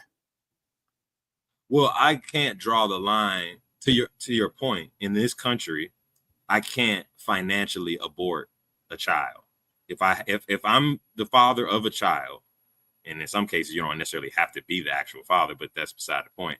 If I'm on the birth certificate, then I am responsible financially, at least, for that child. They can't force you to raise the child, but they can force you to financially, or because the child has to be maintained financially, which I get. I don't have the option, which you could argue is not fair either, because women have the option of aborting responsibility of children, but I don't. But besides that, sure, I have to observe that while that law is in place, I have to observe that I cannot financially abort or I'll go to jail. So I have to agree with that. I have to abide by that. I don't agree with it. If it was up to me, then I wouldn't have to stay involved in childbirth or any of that. Any human relationships, it doesn't necessarily make sense. I mean, I don't need the courts or the state involved in my child's birth or tracking. I don't necessarily need that. That's again, relationships, human relationships, which would include children, should not be influenced by the market or law. But then look what happens when it's not. Like, then you get perspectives like abandon the kid if I can't make it work with the wife or the mother. Imagine if that mentality was proliferated. It used to be. It's not as though we didn't have human societies where that was exactly what could and did happen. And I can't recall one where there was mass just abandonment of children if the mother and father can't make it work. I don't recall that. The Great Depression is riddled with mass abandonment of children. There's many periods of madness. Trust me, the black pill. But you're talking about a depression. You talk about a depressed state of a nation. Okay. I'm more speaking of like, hey, if it's a successful society or something, like you talk about a tragedy or something cosmic happening to. There are societies, patriarchal societies. The state doesn't force the fathers to pay child support. That's not a universal concept throughout the world. So it's not as though it's a natural phenomenon that the state or the governing force of the governing body of any community must govern if a father financially supports a child. That's all I'm saying. It's not a natural phenomenon. You speak of it like it's a natural phenomenon that is totally like you can't have society without the state. Mandating certain financial child support.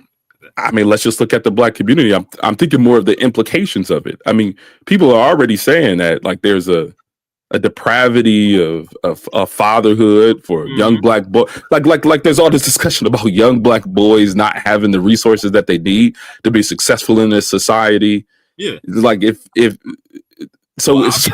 obviously to your point, obviously right now is proof that having these state managed relationships, essentially, where the state manages the children's custody, manages the marriage, manages the thing, which we have right now. Like right now, men can't abandon their children; they're forced to pay child support, and so on and so forth. That doesn't automatically make for better. Clearly, doesn't make for better communities or families. So why do you think the perspective that you're saying will make a better society? You think it'll force the women to make it work with the guys? Like what? Like why do you think that your idea is better? Because it would incentivize the women to make it work with the fathers. Yes, that's exactly why. For an environment where women could not, or the environment was different, would give us a different results as far as how the women. It's not forcing, but it's incentivizing. Right now, they're incentivized to break families. They're incentivized to divorce. They're incentivized to take custody of children and parentally alienate. They're incentivized. There's nothing de-incentivizing them from doing it. So my logic is, okay, I don't think yours does either, because you just said that you're just gonna pay child support and just not be in the child's life. That doesn't incentivize her to stay with you. That sounds like that's the it does. That's the same as the way it is right now, right? Well, it does, because if, like I told my fiance, if you value your own offspring and them having a father, then you wouldn't do something to remove them having a father, right? Now, if you don't care about your offspring having a father, then I fucked up anyway. I shouldn't have had a baby with you anyway. But the kids cooked either way. If you don't think that you don't put at the top of your priority list, my son's gonna have a father, and my son's father said if I take him to family court and involve family courts in any capacity, he won't have a father. So that's incentivizing her not to run me through family court, right? Yeah.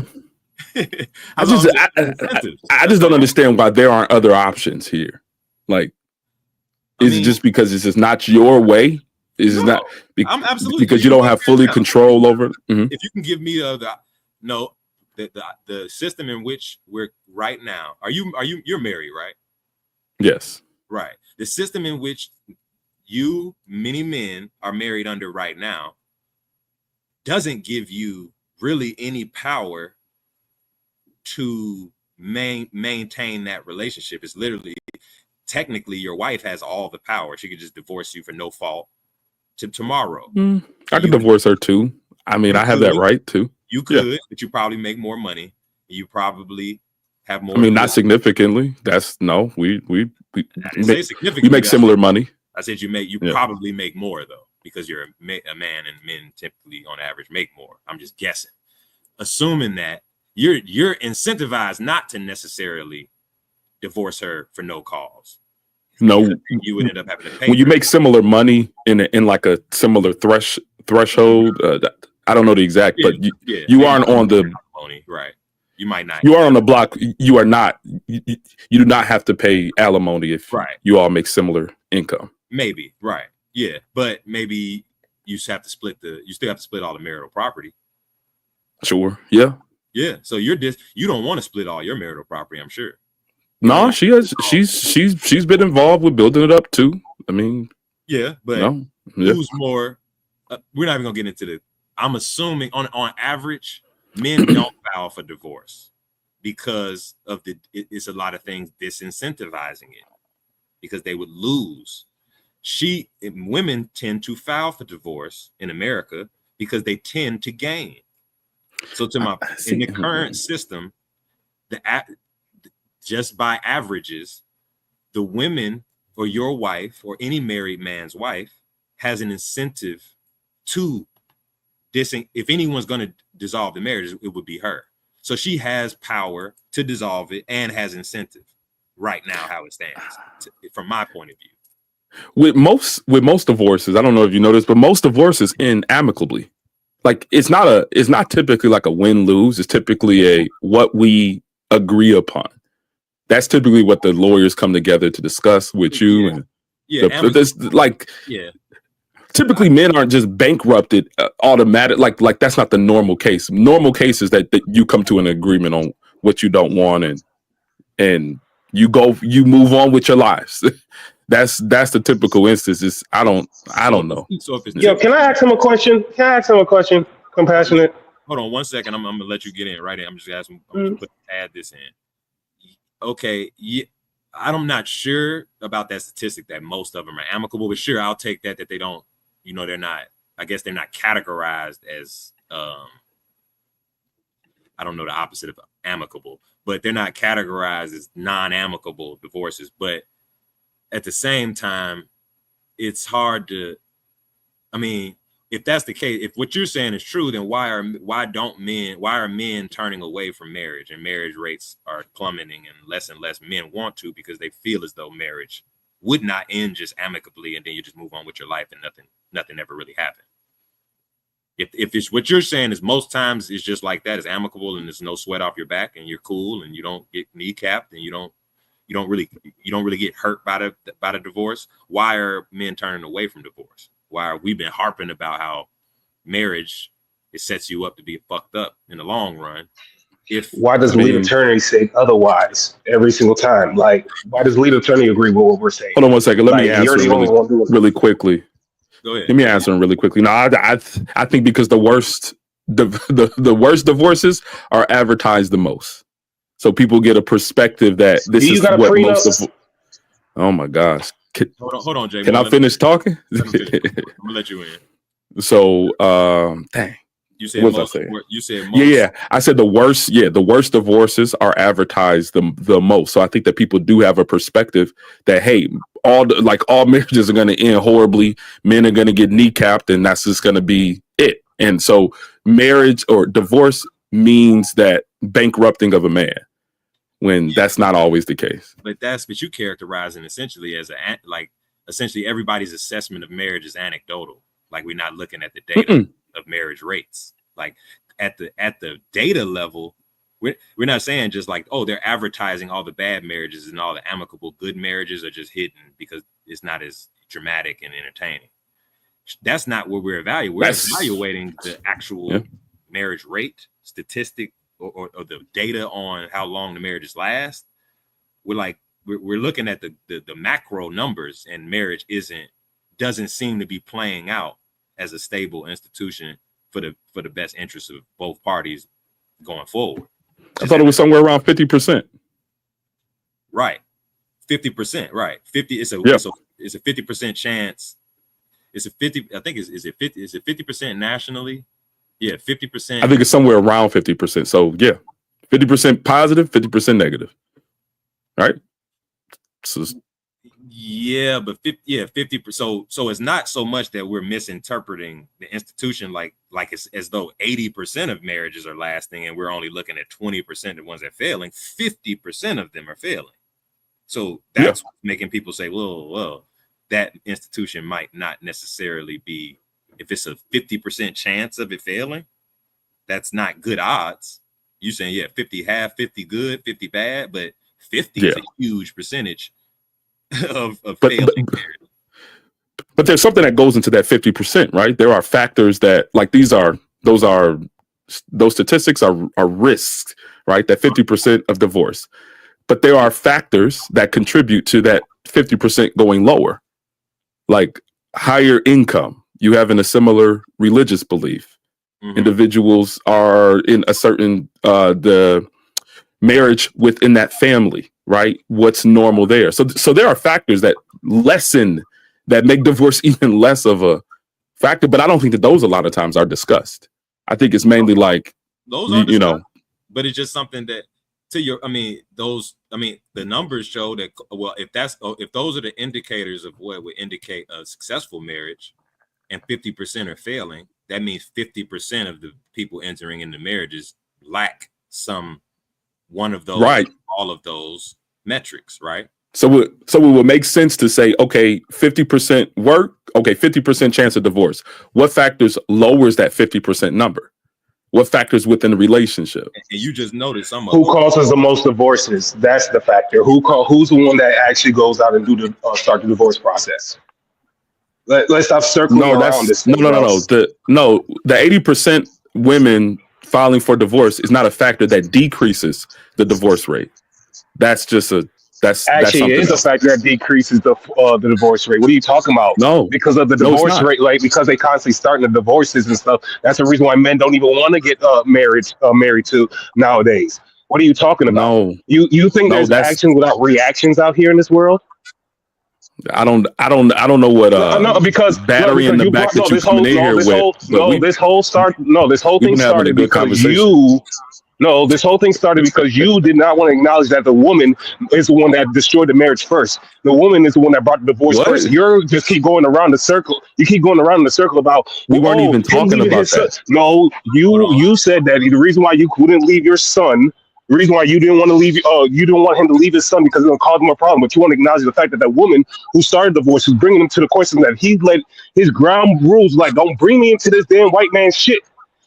And then because instead of acknowledging that point, you go around and you're not answering it. Hey, buddy, slow down. That's not what we started off by saying. The conversation started. No, the conversation started. Up, dude. Hold on, Jay Moore. You literally brought up. I was going to say. I was going to say we started off with the conversation. I was saying I thought it was a pretty wild take because when a man has a child, that child is their responsibility. And I thought that, hey, if you abandon a kid until 18, I would say that that's irresponsible. That's my take. Isn't it Whether things irresponsible work out with the mom or not. No, isn't it irresponsible for the mother that actually caused this whole scenario? In the first place, knowing that she was gonna this was gonna happen. No, look, this like is when is it gonna? This is what I said, and this is to reply to that. I said I get that it is my responsibility, but I don't believe in responsibility without authority. And if you're usurping my authority by going to a higher court or appealing to a higher power, that's literally usurping my authority, right? I don't believe exactly. I don't think any man believes in. Any respectable man believes in responsibility, like you said, of me having or feeding the child without the authority of how that child is managed and reared and maintained. I don't think any respectable man should sign up for a dynamic that way. So yeah, I stand by that. If you, can I ask you then, dude? Why won't you let's reverse this thing. Instead of compassion cows being in this situation, what about you? Let's ask you about this whole thing. So what will be the best answer for you to deal with this whole entire situation? Your kids being stolen. You could be get half your stuff stolen because you clearly don't got a prenup. So I'm just saying, 70% or 80% of the chance your relationship is not going to last long because of your wife. So I'm asking you, what is your answer for your wife that will take your kids against your family, your relationship, and use the whole court system against you and your family like that? So what is your answer? What are you going to do about it? Because you're not giving any answers. Listen, you're saying a lot, and you got a lot of background noise. Can you ask me one question succinctly? What he's asking is essentially okay, if you're saying my measures are extreme, the measures that I'm offering, it sounds like you're saying those are extreme. The current system that we're in is tenable, long as we start to go back in time and change what families they come from, and if they're I think most people do already marry the same religion generally. Like you said, maybe they don't come from a married family. You said as an indicator of long lasting marriage. So if we somehow change the family's dynamics people come from, then we'll change the outcomes of the current system. You're saying this current system, my measures are extreme, and what would you say is the route? And I guess you started to say, I guess you're trying to improve the structures in which the people that are getting married come from. I think he might have been saying something different. I think he was saying, well, you would not take care of the son. Well, let me say it like this. I'm saying all this stuff that he was just saying before about the whole kid, like him leaving his kid, if the woman is not acting right, blah blah blah blah blah blah. If you're not doing that, no, you saying it's extreme for him not to for him to react and leave the kid and all that stuff. So let's reverse this whole thing. If you're in his situation, right, what would you do? So if me and the mom were not able to work out our relationship, right, and we have a child, taking you to court and start using the system against you, what would you do? Okay, she takes me to court. She's trying to use the system against me. What does that mean exactly? Does that mean she's trying to get custody? Are you black in America? Are you black in America? Are you black in America? Man. I'm trying to really suss out your down a little bit, Jay Moore. I'm trying to really suss out your question so I can answer it correctly. You said she takes you to family court. She starts the proceedings in family court. You're essentially saying you're gonna cooperate. You're gonna cooperate with it. Essentially, I think man do. Yes. Right. I'm gonna have to, but at the same time, I think that I'm gonna do some other things as well. I think that other dudes have said stuff like this, also filing for joint custody or full custody yourself, getting in front of it. If I'm noticing that, hey, our relationship is eroding here, I might involve the court before she does if I see that things are getting really bad. So that would be. But majority of men find out that majority of their relationship, they thought majority of the time their relationship, their whole marriage was going good, and then next thing you know, their wife surprised them with a divorce. So I'm just saying, like you're pointing out, you're saying that you will do differently, or like what was it called? Like, oh, maybe I can use the legal system. But the fact is, lead attorney and other lawyers out here were telling men, like, before they even get divorced or going through these courses, and like they want, like, it's better for you not to do this. It's better off for you not to do it because you're not going to win. Like, you're most likely not going to win. So if the lawyers and even judges and all this stuff is telling men this, saying that you're not going to win, it's better off for you to just let it go. Like, so, like, what scenario is there for us to win in, like in your mind or so about this whole thing? Because it just sounds like you just want us to stay there and be trapped and just stick it out with this kid and this damn mother that's going to torture you. This is not I'm not recommending anything for anybody to do. Right. What I'm saying what are you going to do? Can you let what me is your answer? respond? I think in every single thing there is a level and a degree of risk. I think a lot of that work needs to happen on the front end with really vetting the woman. I know people say you can't vet her; she'll change over time. The potential for change and the potential for the relationship not working is a risk factor that you take on as a man, just like you're going into business. There are risks to starting a business. There are risks to moving forward with certain business decisions. There's a risk there that things will not continue. So I think that I take on the risk as a man and I handle it as it comes forward to the best of my. So are you willing to go to the Batman level of contingency plans for your risk that you're willing to take? Because guess what? Batman takes a risk every time when he's hanging out the Justice League and letting them stay on a plane. But guess what? He got contingency plans for it. And it might be technically extreme to everybody else, but even everybody else. But you're talking really fast, man. Hey, I'm sorry. You're talking really fast. I'm missing a lot of what you're saying.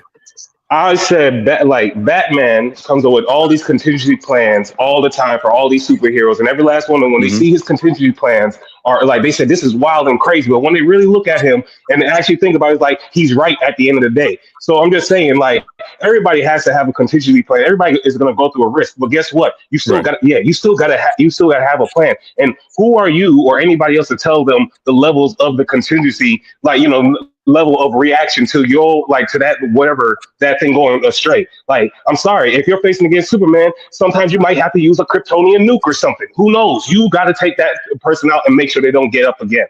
So I'm just saying, like, people might think it's extreme, but it is what it is. It does sound extreme, and I'm offering what my posture is getting ahead of the problem. The best offense is a good defense, they say in football. And essentially, I'm starting off like I'm not married yet. I'm not nowhere near family court. We have no problems. Like I said, it's perfect. I'm getting ahead of this by establishing my posture to these dynamics. So my contingency plan is not to entertain these institutions as little as possible, because I know that they're legally not in my favor, socially and politically not in my favor. I'm not kidding myself about that. And I'm not going to just hope for the best, because that's what most guys do. And it kind of sounds like, no offense, but it sounds like you're hoping for the best. And you're just going to react to the situation as amicable as possible. And hopefully she cooperates. And hopefully you can just get out of that with as little headache as possible. Hopefully. I mean, by not being in a state-sanctioned marriage and you have a child with that woman, it sounds like you're hoping as well. I mean, you're taking a risk there, because she could file for custody. Right? There's been hope in the whole entire the human species for a long ass time before DNA tests. A lot of men hope that they were raising a kid that was theirs, but it turns out majority of the time it wasn't theirs. So hope could get you nowhere. It's not so much. I don't believe I'm hoping. I believe the reality is, as far as my son is concerned, his mother has outsized legal authority before we even get into any argument. Wait, what does that mean? Children and Infants Act, there's law already on the books and precedent set that essentially render any mother in a superior legal position to you relative to the state and the children. So if things don't work out between you and her, even though you all aren't in a state-sanctioned marriage, there still is a risk that she could pull family court into the picture. And that's the risk that you signed up for. Exactly. Right. It's the and how I react to that eventuality or that ever happening is what I'm speaking to now. Of course, there's inherent risk. This broadcast wasn't about abstaining from children and marriage and women and just avoiding risk. It was basically the broadcast was about essentially forging relationships is about self-determination is about forging relationships, and family is the best buffer from the influences of the market. So forging relationships and forging families is a good thing. It should be a thing. I agree. How you go about pursuing that within these frameworks, these political and social and legal frameworks, is essentially what I'm speaking to. There is no quarreling with the courts in any way that is beneficial to Black men from what I can see as far as past performance. We can hope that you can pull some shit off, pull a rabbit at your hat, or do some shit that most men don't do and maneuver perfectly and get out of those situations and basically maneuver around the courts that they don't affect you that much. But that doesn't happen most times. Most times the courts, American courts, are clothed in tremendous power. And if you cooperate with them like we traditionally have, like going into traditionally state-sanctioned marriages that observe certain laws, and then participating in family courts, if your family is to ever get to a point where it needs to be adjudicated by a court, and participating in these systems, I say, is not how you navigate them. I say you don't participate in them, and they will not participating in them will mean certain extremes will have to be taken. Yes, you may have to disown your child, or the disownership of your child has to be on the table at all times. I don't think there's anything wrong with that. Disowning your child, and I know to Black men it is because it's not something unheard of. Disowning, because it's my child. I don't know. That child belongs to me. So disowning a child. Yeah, but this is like drapetomania, bro. It's like drapetomania that's going on right now. He's like, yo, man, these people. When you're enslaved all the time, or like enslaved, you want to get away, be free from being slavery, and then next your slave master want to go make up this new word called drapetomania, saying you must be crazy to want freedom. Why do you want freedom? Huh? Why do you want to be free? That's what is going on out. That's what it sounds like right now. It's just that whole drapetomania shit right now. I still don't know what drapetomania is. I'm not gonna lie. It is when the slave master back in the day, when their slave used to run away from slavery, they were saying that the slave was crazy and insane to want to be free and run away from slavery.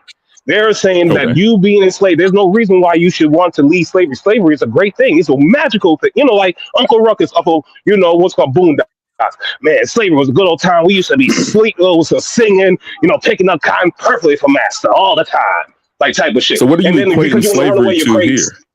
I'm saying this whole thing about you're saying this extreme that he's going to, like saying like he would like say the kid basically is crazy for him to do that. But I'm like, hey man, he's in an extreme situation. And it's like he needs to have extreme action. But because he have an extreme action to that same extreme situation, it's drapetomania. You're crazy for even having a crazy idea in a crazy situation. Let's drill I'm down. not saying he's crazy. I'm just challenging the point. I get where you're coming from, Tech Pookie or Gabe. I get it sounds extreme because you really don't have a framework. You don't think there's any circumstance where disowning a child is appropriate. I mean, there's plenty of children that are disowned in society. I mean, look at the emergence of the YNs. I mean, these young boys out here running these streets, they lacking father figures. Formally disowned. Like they do it. I mean, like in Asia, throughout Africa. I mean, it happens throughout, not even just in American culture. You can actually be formally disowned by your father. Sure. Yeah. Right. And I'm saying, I agree that it happens in other cultures, but I'm kind of more specific to the Black community. Well, I only bring it up other cultures because I'm saying it's not a concept that's exactly extreme. No, but it's literally what you said. It's foreign to hear. Yeah, it's just foreign. So yeah.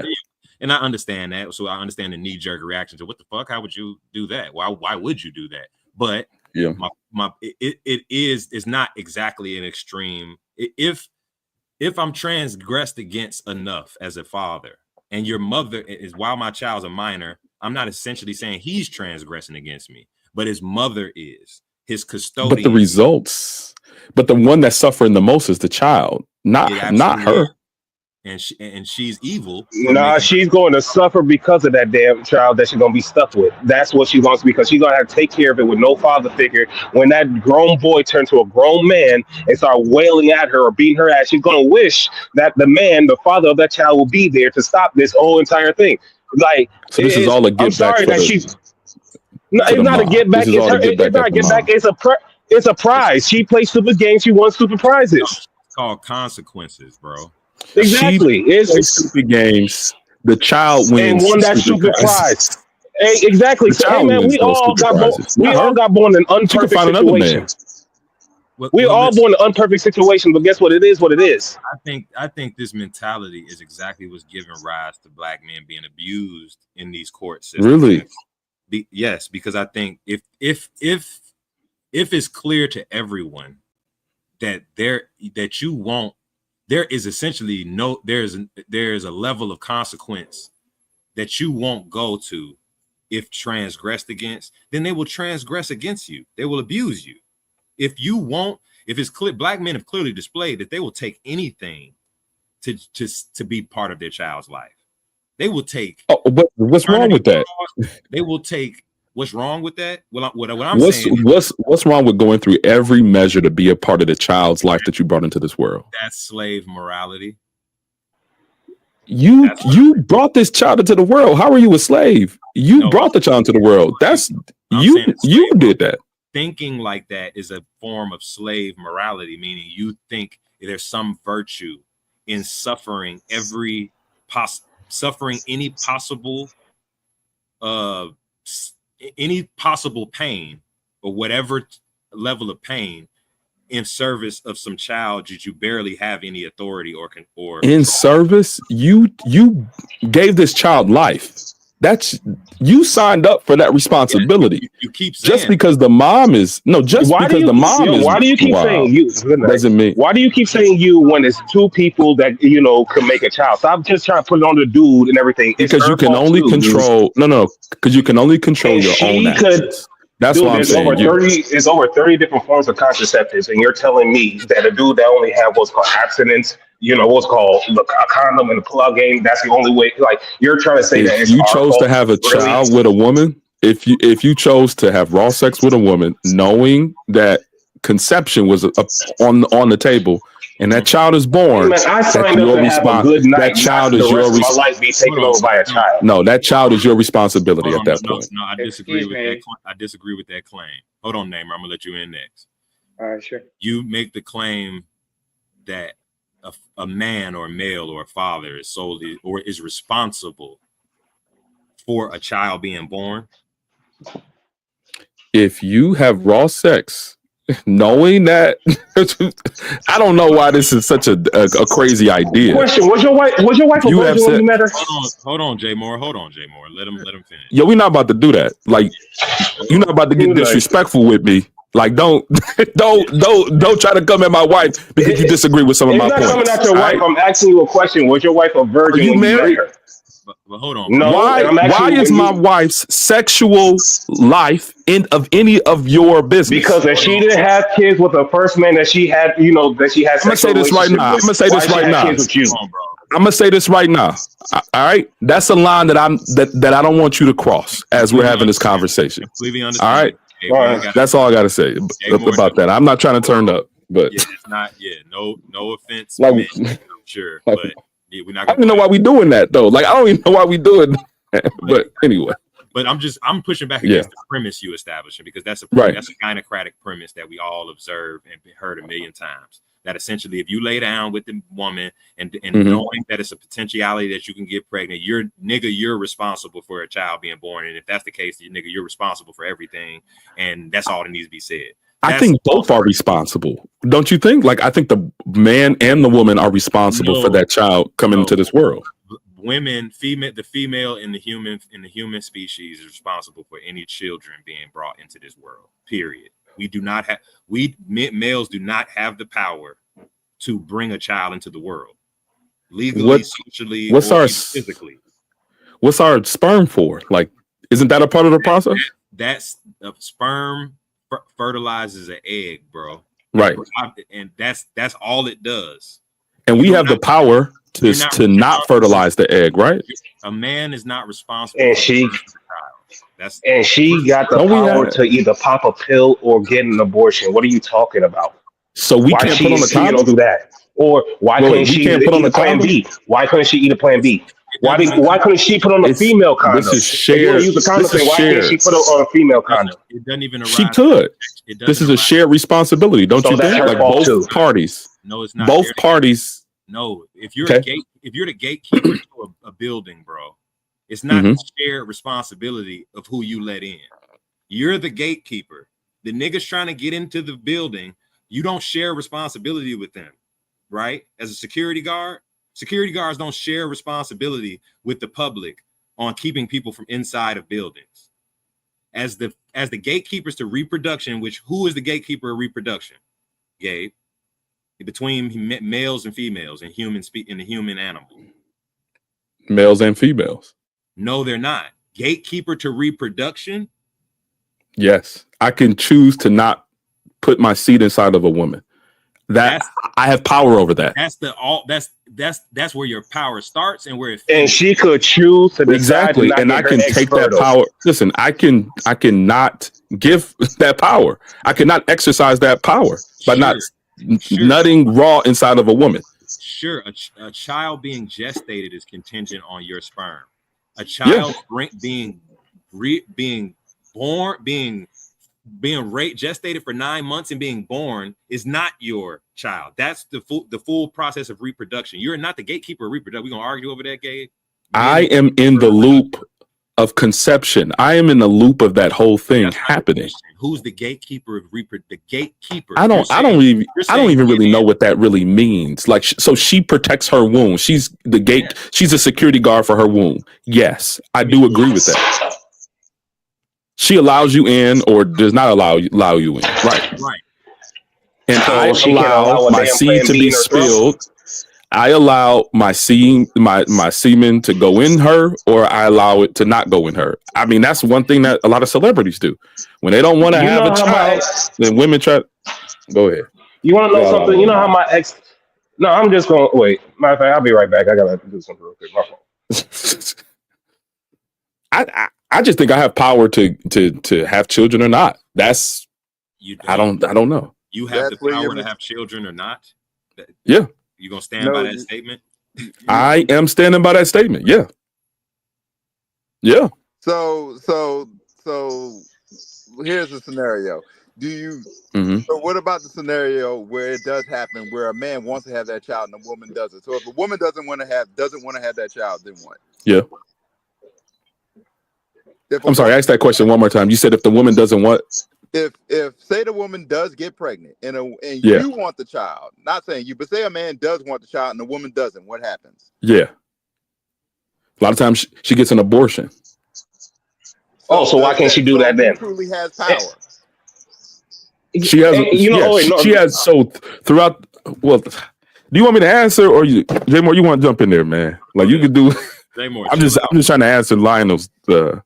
So at that point in the child's growth within her womb, she has that power.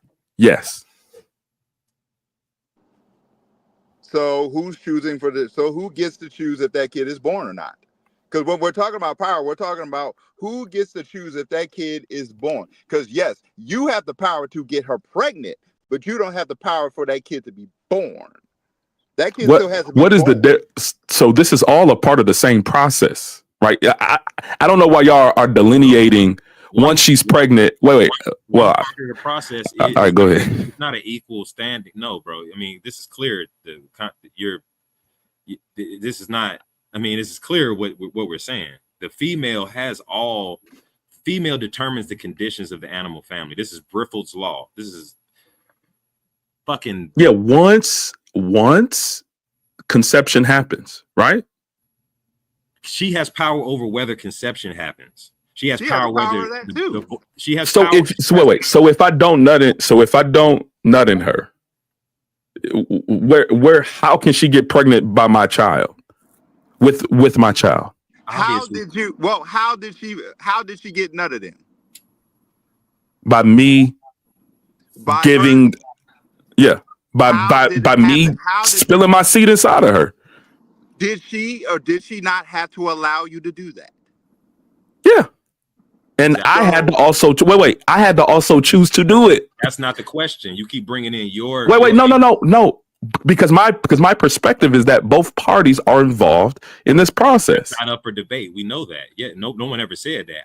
I was making the claim that females exclusively are the gatekeepers to reproduction, and you're saying because we have semen that we're also the gatekeepers to reproduction. No, I'm saying that both parties have power in a child coming to be. And I don't understand why there's like a delineation between. I don't understand. Because we do let me just say this here. Go ahead. I'm just saying I don't understand why there's a delineation between what happens at the beginning of the process and what's towards the end of the process. Because it's agreed. Power is the ability to define phenomena and make it act in a desired manner. Power. I have power if a woman's gonna have my child or not. No, Gabe, I have that power. Gabe, power. What power is the ability to define phenomenon and make it act in a desired manner. In the case of children or babies or even gestating babies, how do you have any power to define the phenomenon or make it act in a desired manner? You do not have it. Not legally. By not nutting in her. This is no different than the. She will not have my kid. Nobody will have my kid if I have chosen not to have sex with her raw and finish inside of her. Nobody will, and nobody has had my child. That's my power. And she determines whether or not you can deposit semen. So whether or not you want to doesn't matter. Whether or not you have the ability to, whether or not you have season doesn't matter. I'm sorry. I've never had a kid with somebody that I did nothing. I'm sorry. That's the power I think I have. I've never had that. That's never happened to me. The only reason you have it is because she allowed you to nut in her. That's and not to mention there's been women who said, I want you to have my baby, and I'm like, no, I'm not even having sex with you. Well, we are literally that's my power. We are literally laying out the entire process of it. Yes, she has to allow you to ejaculate in her in order for that even to happen.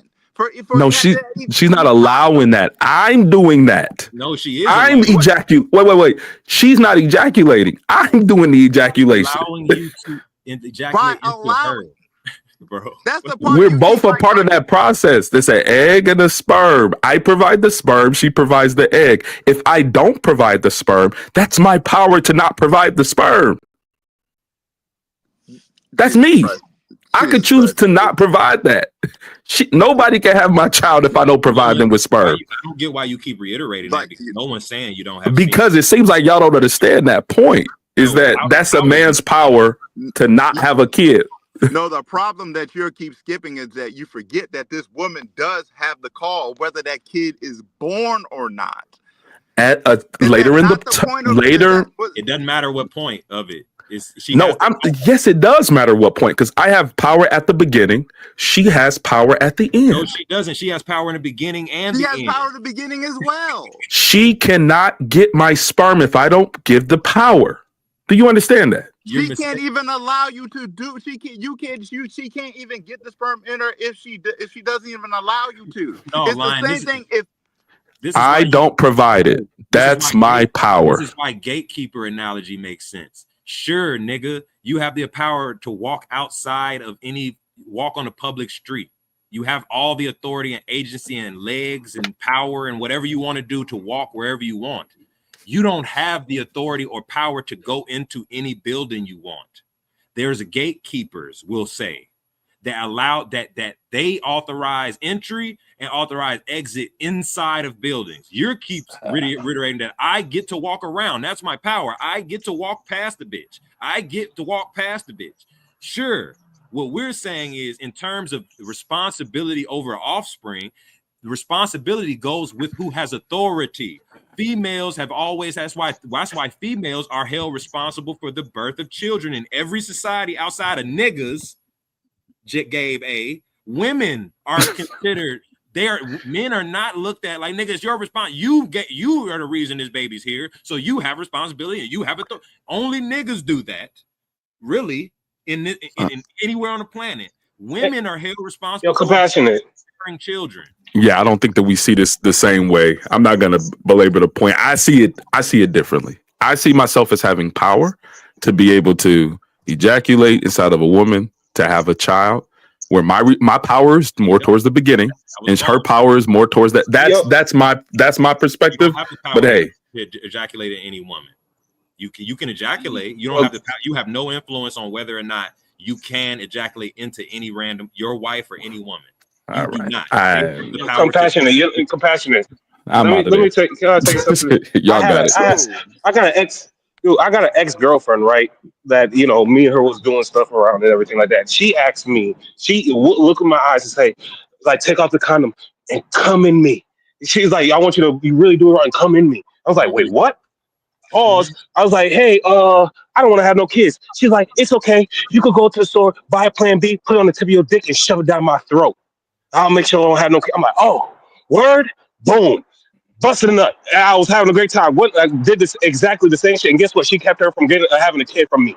So that's why I'm like, bro, you like the dude is trying to pretend that this is not going on. Like you had to trust her. After you busted nuts. No, you had to trust her to ejaculate inside her. You trusted her. Oh yeah, I trusted her. Oh yeah, but you didn't have to. Known each other for years. You didn't have to take off. You didn't have to take off that condom. So gay. Oh yeah, no. I'm just saying, just to keep from us having a kid or anything like that. She was like, "Hey, I want it raw. I don't want no kids." And she was like, I'm like, okay, cool. And I've known her for years. And I'm like, okay, whatever. And we had a fun. I was like, hey, I get to have one of my fantasies. Yeah. You trusted her, and you gave up your you temporarily gave up your power to have a kid or not. But look, because your power was the condom. She killed the decision. Okay, listen, you had to trust that she was gonna take that pill. That's what you trusted. You had to trust that she was gonna do that. Sure, you said that you knew her for a while, but I mean that we going off of the rails because I guess sure. Like now you're trying to change the subject. We can't. I'm not. I mean the whole point was you was basically trying to make the point that because men are responsible for children inherently because they. No, I did not say that. I said I said there's a shared responsibility. That's what I said. I didn't say men are just responsible for children inherently. I said involving courts take away my authority. If you take away my authority, you take away my responsibility. That's the claim I'm making. Mm-hmm. And I just disagree with that because I think that once you bring a child into the world, then that child becomes your responsibility. Logic, you say you are for responsibility without authority, and I think that's slavery. I think it's a form of showing up at your 7-year-old kid's game is not. I don't know. That's wild. That's just a wild thing. Well, now we have to go down this rabbit hole. So, say your mother, whether it's justified or not, has a restraining order against you and that against you for even seeing that kid and showing up to that 7th grade party or. Oh, there's nothing I can do at that point. I ain't about to go to jail over no kid. Nah. Oh, so you know exactly what that is. What CSC was just saying. That's usurping your response. You're usurping your authority. So how can there's a restraining order? There's nothing I could do. But unless I want to face the law, it's the same thing, bro. It's the same thing. You don't. You. How is it the same thing? The courts. You resent them getting the courts to usurp your authority or agency to go to your child's game. And you said you'll give up at that point because of that interference in your agency and authority, essentially. A restraining order versus a willful saying that you're going to divest from that child are two different things. No, those aren't the same. A restraining order and court-ordered family child support are the same thing. That's my point. And you don't think don't think it's nothing for a mother to get a restraining order, like justified or not? Well, that's when you also have to use the courts as well in that case. I know y'all throwing a lot of scenarios here, but I think that you just need to get the best options in whatever scenario and circumstance that you're in. Look at the numbers in the courtroom. No, he's bringing up some restraining order stuff. Like, it's a difference between saying, hey. And guess what happened in divorces? They normally, guess what the lawyers tell the woman in the divorces? Hey, you should try to get a restraining order on them so you can build up a case. Your advice, you gotta make up something. Your advice, Gabe, is essentially to each his own. Figure it out at your individual discretion. That's your advice. I think so. Yeah. Because every situation is different. It can't, like, relationships are not Scullies. Like it's you really have to strategy then, right? Like if you're talking, if there's young 16, 18-year-old, 17-year-old boys listening to the advice of us elder men up here talking right now, that's not advice, right? You realize that you essentially, that's not a strategy that you can tell. Not agreeing with your point is not me trying to give a strategy for everybody's life. That's not what I said. What I'm calling not a strategy. I'm calling your advice of to each his own. Figure everybody's different. Every individual situation is different. Figure it out at your own individual discretion is not a strategy. That's what I'm saying. It's not a strategy. I didn't come up to give a strategy. I came up to just challenge that one point that you were making. And well, that's where it turned into. If my no, extreme, then your advice, as you're a married man, you playing a game. You right now, I'm sure you got kids. I don't know if you got kids. You got kids? Yes. Right. You got kids and married. You in the game. You the best person to speak to this. If I'm extreme by saying, you know what, if she involves the courts in any capacity in our relationship or our family, she's public enemy number one, and I'm gonna treat her as such. And there will be consequences and repercussions to her and the entire family.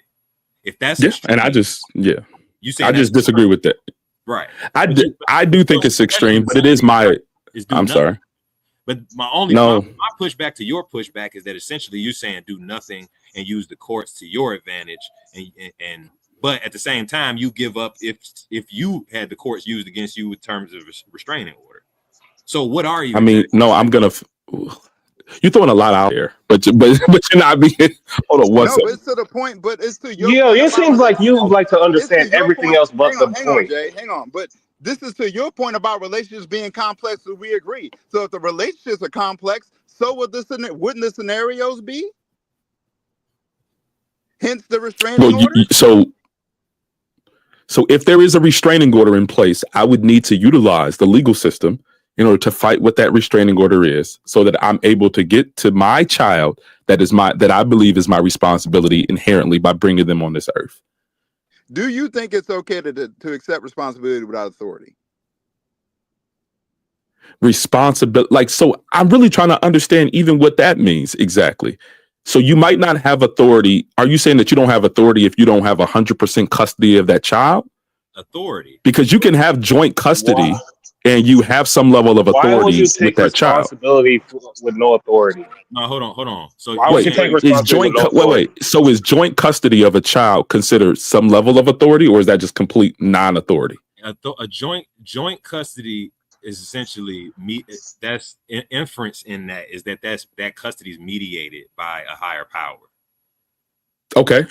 And that is not authority. You have no authority if you're being mediated by a higher power. You're submitting to a higher power. You don't have authority. But you submit to. Go say what you finna say, Gay, because you finna say. But you submit to authority in so many other cases. Like you act like we've already. If it can't be perfect, but what I'm saying is that it can't be a perfect situation, then you're completely. You keep saying, yeah. Well, why do I cooperate? But why do I cooperate with other laws and courts, but don't want to cooperate with this one that's influencing my family and relationships? We've already established. You said that. The line. Yeah. Right. And do you disagree with that? Do you agree with outside forces influencing your relationships and families? Yes. In some cases, yes. In some, like what? What case do you like? If me and the mother cannot agree to the way that we're going to move forward in child rearing and child raising, then I'm okay with having joint custody where both of us are making decisions for the children under a mediated power. That's the law. That's the lay of the land. Well, that's where we live. I mean, that's just a value system thing. I don't want, because that isn't authority. You're submitting to another power. Yeah, the mother can't get along, and you submit to another power to help y'all get along. That's just I'm not. I think that's what men have been doing, and I don't think that's actually good. I don't think that's actually boded well for the kids or the men. If anything, I don't think that abandoning a child is going to bode any better. Like, if your concern is what's going to be the best result for the child, it's not willingly putting the child in a single family household with no father figure. Like, why do you think that that's going to bode well for the child? If you're not with the mother, it's already a single parent household. It's already going to be. Yeah. Okay, but with no influence from the father. No, but it's okay. It was an and. It was an and there. I already played a clip to answer that. Like, co-parenting is bullshit. You're playing for a tie. That's my whole position. I'm not willing to co-parent. I'm not interested in half-ass raising a child 50% of the time. I'll just start over. It's abandonment. Yeah. I don't have any problem with starting over, but you have abandoned a child. No. That's what it is. No? Like, you're abandoning a child. Yeah. I like to say disown. But okay, disown, abandoning, sure. I'm cutting my losses because you said like starting a business. I'm businesses, you cut your losses, right? That's what they do in business. But a child isn't a business. A child is something that you brought into this world. It's cool. I will cut my losses. I'm not putting energy in a lost cause, even if it is my kid. I'll start. That's crazy. You consider a child a lost cause. Wait, you consider business is business. But you consider a child a lost cause if you can't make it with the mother. Yes, because the mother's an anti-family woman. I can't raise a child in an anti-family situation. Why? I vehemently disagree with that, but that is your opinion. I respect it. I already told you. Exactly. Hey, listen. I mean, you have a right to disagree, but at the end of the day, the stuff you're talking about, the scenarios I'm bringing up to you, these are scenarios of men that are going through this right now. Like, this is not random. This is not just made up stuff. This is stuff that's going on right now, and they can't even get to 50-50 because the mother is being a cunt. Can't even get there. Yo, how old is everybody on this panel? Through those situations, do you suggest that they just abandon the child? Lion? I would. Okay. Hey, let's just proliferate. Hey, let's keep the courts on our life by just having all these fatherless children. Especially if he spent, well, and I'll answer your question even further. Especially if he's already spent upon thousands of dollars in PIs and court and already tried to do the court thing to try and get her in the court to establish 50-50. That's not this. That's not what Compassionate talking about. He ain't spent no money. Compassionate ain't spent. Compassionate ain't spent no money. Compassionate ain't never tried to get. He said he don't want no mediation. He don't want nobody in his life. No, but here's the thing. He said he's skipping all that. No investment. He said, hold on. Go into the wolves. CC is saying. CC is avoiding that altogether. Altogether. Yeah, I agree. He's avoiding all that altogether because I'm sure CC has probably seen it in his own life with men going through all that only to get nowhere. That's why this is a response. Yeah. Have there been situations where I watched my mother. My mother literally took me from my father when I was born from one part of the state to the other side of the state, literally at the border of another country. So my father, she can get my father to be all upset or trying to chase me down to go so he could move to this other part of the state and probably move me to another country. So I'm just saying, dude, is at a certain point that even I told my dad, I don't hold no grudges against you or anything because I know what my mother was doing. This bitch was trying to play some games and she won a stupid prize. Now he's staying there. So I'm just saying, dude, this stuff is going on now, and you're not even giving a better answer for any of this stuff. You're just saying to sit there and take it and just go and chase this broad from your child. At a certain point, you gotta let the child go. I get where Gabe's coming from, but I said it early. I mean, he's on some save the children type shit because he can't fathom. No, it's not save the children. It's save my child. All, though. You can't say, hey man, you can't save all your children. Listen. If you got multiple children drowning in a lake, you can't save them all. For my children, I'm gonna take every single measure possible to be a part of their lives, to be as influential as possible, even if the scenario with the mom is not something that's the most preferable, even if there is mediation from a quote unquote higher power, because I am that child's father. And I'm gonna be in the line. Sure, call it gynocratic, call it whatever y'all want to call it, but they're my kids, and I'm gonna be in them kids' lives. And this is this is why I say black men have a maternal streak, because I think that's a very maternal sentiment. And here's the thing, Gabe. You and thousands upon thousands of other fathers thought the same damn thing, and they don't even have to be black. Like you're not saying nothing new, Gabe. I never said I was. Men who thought the same thing you did. Yeah, and I never said I'm saying something novel, something new. I'm just giving my perspective and my opinion of the situation. But I'm like, you're not. But the thing about it is, you're not saying anything. There's millions of men who's of the same opinion as you. You just said that. You just said that. I don't know. His point. I don't know if you're using that to like minimize my perspective, because a lot of men think that way. Like I don't know what your perspective. I don't know what He's just pointing out, because I'm not minimizing it. I appreciate you coming up and offering it and defending it. It's probably more black men than not share that sentiment of I'll do anything for my children no matter what. But I don't think that, like I said, I know men have done that and their children still hate them. They played the 50-50 game, and the mom hated the dad, so she just kept poisoning them for their whole life, and no matter what the dad did, their kids still kind of resent them.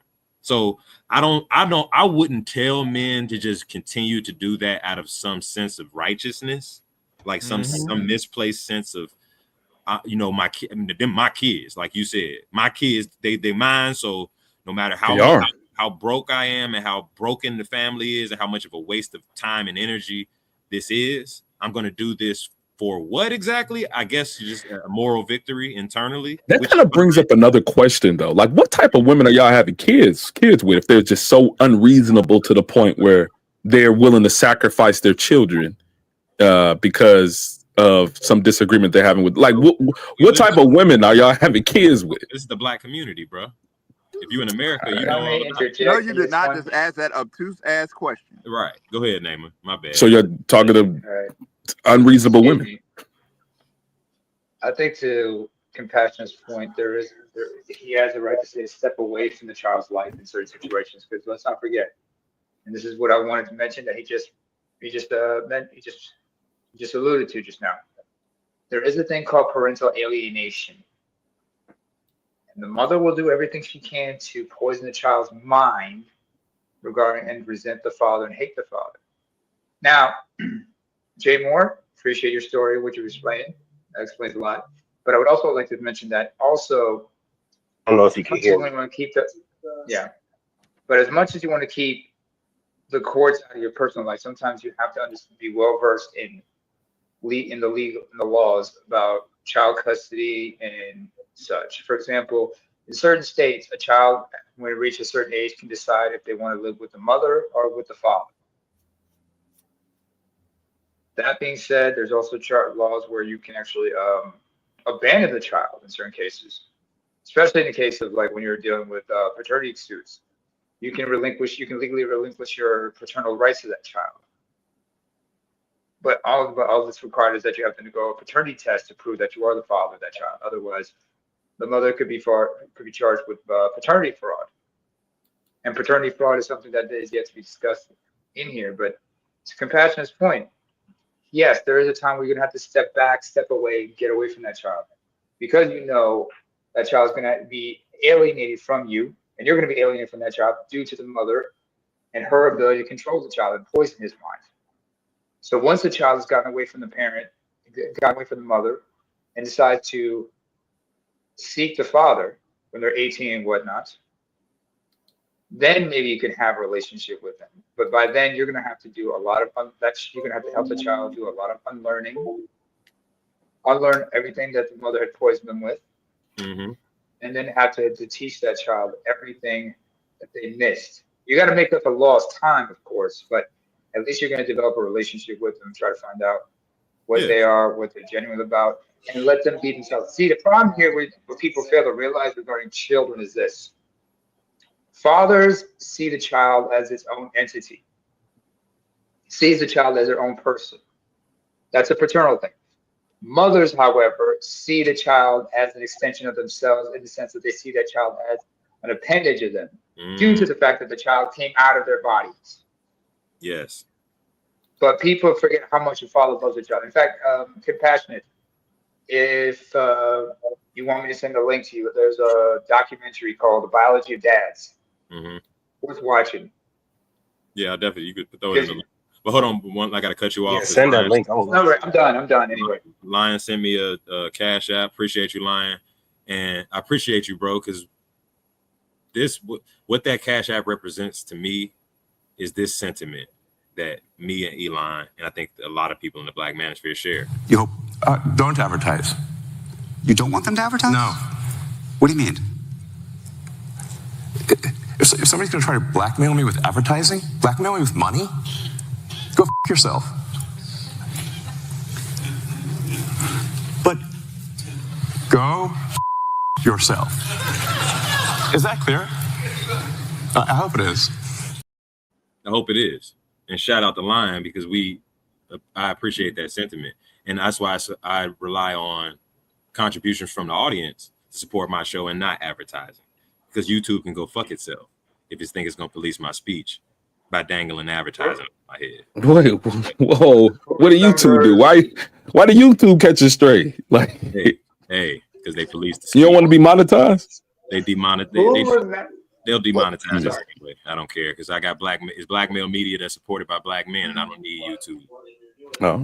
Yeah, Compassion, I just realized you're not monetized. I try to send you some some money off of the what was it called when you text somebody, and I just noticed you're not monetized. Yeah. You know what? I just wanted to ask this question. Go ahead. Who remember regarding this whole thing about being supported by your viewers and everything? Who remembers the adpocalypse of a few years ago? That's the main reason. And as far as as much as I do not see Mr. Musk, he has a right to say what he said because you have to understand there are too many companies who do sponsor certain entities, certain publications and outlets. But because there can be a conflict of interest because the brand's image doesn't want to be associated with certain controversial opinions. Yeah. And you do not want to be beholden to those very companies. I mean, there are certain people who had to walk away from lucrative shows because the sponsors, the advertisers were trying to behold them and trying to block them and trying to control them that way. Yeah. What's wrong with that? Like, if you have your own business, you get to choose who gets to There's nothing wrong put with out YouTube, your message. But this platform, my platform, would not be beholden to sponsors. So I don't care about policing my speech to appease ad revenues. That's essentially what that video represents. And I agree. I don't necessarily agree with Elon either, but I definitely agree with him in that aspect. I'm not going to be beholden to advertisers. I'd rather be beholden to the audience. But back onto the point, and we're going to close out soon, but go ahead, Lion. I want to ask you, I'm sorry to cut you off, but I just had a question that just popped in my mind. You know, the thing is we're having this conversation, right?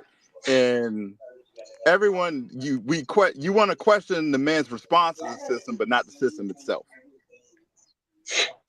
Yeah, essentially. No, the system trash. Yeah, the system definitely does lean in the direction of women. Yeah. And essentially, this space has highlighted how ways men can maneuver around that system, but we've essentially come to the conclusion that the system is against the men, right? It's not an unbiased system that you could just, if you utilize it, you can maneuver equally to the women. We understand that. It's not, if it was that, the space wouldn't exist and we would all just get good lawyers and it would be all good. But like to Lead Attorney's point, he's a good lawyer and he already tells his clients, you're probably going to lose because it's hard to get 50-50 custody. They rather you pay child support. It is what it is. They get matching funds from the federal government for every dollar they bring in. So why would they want less dollars? It comes down to money. This is not about the child's best interest. That's what they tell you. But again, and if we know that, then we should not. I don't agree with your tactic of essentially trying to maneuver, like kid yourself in maneuvering in a tyrannical, corrupt system. It's not a system you can maneuver fairly around. It's just wild how you draw the line that you maneuver the system for everything else, but when it concerns family, where, you know, everybody got social security numbers, everybody's beholden to the state and federal government. Like, we're so entrenched in the system that you try to take back control in some form. Those are compulsory systems. We don't really have a choice. Marriage, we don't have a choice in it. Family marriage is 100%. You willfully engage into that institution. They can't make you do that. Family court, you willfully cooperate with arguing before the court for custody, or arguing before the court for rights, and arguing before the court for adjusting child support. You willfully cooperate with that. They can't make you cooperate with that. So again, these court, you can't confuse that we have power to abstain from with things we don't have the power to legally abstain from. Can't even abstain. You have a kid with a woman, you're legally responsible financially as a man. And I said, I'm not going to try to fight against that. Obviously, I actually will, because I actually am part of the Black Manosphere Political Action Committee that has the Black what? The Black Manosphere Political Action Committee. It's a Black Manosphere Political Action Committee. Yeah, who's it led by? Yeah, who is it led by? Dr. Hassan Johnson, if you ever. Oh my gosh. Yes, and he has an agenda that he's authored or helped, with the help of 40,000 Black men, authored an agenda that speaks directly to the policy and legal frameworks that I am advocating for, that are actually fighting against these very things. But until then, didn't he have like some agendas, like some 10-point agenda or something? 18. Yes. What happened with that? Nothing. It's still there. It's still perpetuating. Yeah, we're gonna have a billboard campaign. Yeah, it's just getting bigger. It started for like 12. Has it went in front of any legislators, or has it went in front of? Yes, politicians have it. I've sent it to my congressman. Yes, it's a whole action committee, bro. You late. So nobody's taken. Has anybody taken action on it that has the power to make a change? Well, you've seen, it's not official, but you've seen some actually policy like alimony law change. You've seen some actual court reformation in family court just mysteriously change. So it could be because of that agenda that is around. It is actually, so no direct attribution, but we don't need direct attribution, but we just need the policies to change. It's not a popularity contest. We just need the policies to change. So my point being, though, the current family court system, you're right. I can't financially abort. Fine, I'll pay the child support, but you're going to get an active father, or you're going to get child support. You're not getting both. That's the whole point. If you want to, and my point is that you gave it up by having a kid. No, that's bullshit, because I still have power to abstain. I can say fuck that kid, because that's power too. That's actually not legally. That's actually not legally true either. You can abstain from paying child support if the mother of your child is willfully keeping you away from seeing your child. Actually, really? Can. Who's done that? Who's done that? If you can prove it, you might be right, but to prove it. It'd be hard to. I mean, she's probably gonna lie. But it can be done. Yeah. But I'm saying, I'm not even gonna tell guys to try to do that. These edge cases. I'm not gonna try to skirt the law or risk your own freedom, because if you don't pay child support, you can go to jail. Exactly. So that's why I didn't say fuck child support. I said, cool, bitch, you can have child support. I'll just start over. How about that? We'll cut it real cut and dry for you. But what about the baby? What about your kid? What about, like what you're saying, Gabe? But what about your son? But what about your seat? What about it? You fucked that up. Do I sound like that? A whole lot of what is it? Yes, you do. Yeah, do a whole bunch. I sound like that. No, I'm just saying. Yes, that's essentially the sentiment. And fuck that. No, yes, I will 100% start over, and I'll talk to him when he's 18, and I'll explain to him that you were anti-family, you tried to extort me, and you tried to use the white court system that I'm gonna tell him your ancestors were governed by this same white court system for hundreds of years under slavery, and we as men, son, don't submit to white people's court systems when we ever have the opportunity not to. And that's why I wasn't fucking at the basketball game when you were 7. That's why. Most likely he'll never come back. I mean, you most likely won't even have that ability to have that conversation with him. Which is why I have another family and another son. Sure. Well, yeah. But I'm saying, like you saying, come back at 18. I mean, if he know that you just abandoned him because his mom. I did that. The doors. I basically did that with my pops. I'll have all the child support. I'll have all the child support receipts, and I'll have all the shit that I've kept. because I will, because it is my blood, and just in case he comes back, we can have a relationship like Namer spoke to. But child support receipts is crazy when you talk about a relationship. Because then I'll say, son, I've been giving you. You know what else we keep receipts for? Taxes. You know what else we keep? Come on. You keep receipts on items. You don't keep receipts on relationships with people. You notice what Namer said that was interesting. Yes, you do.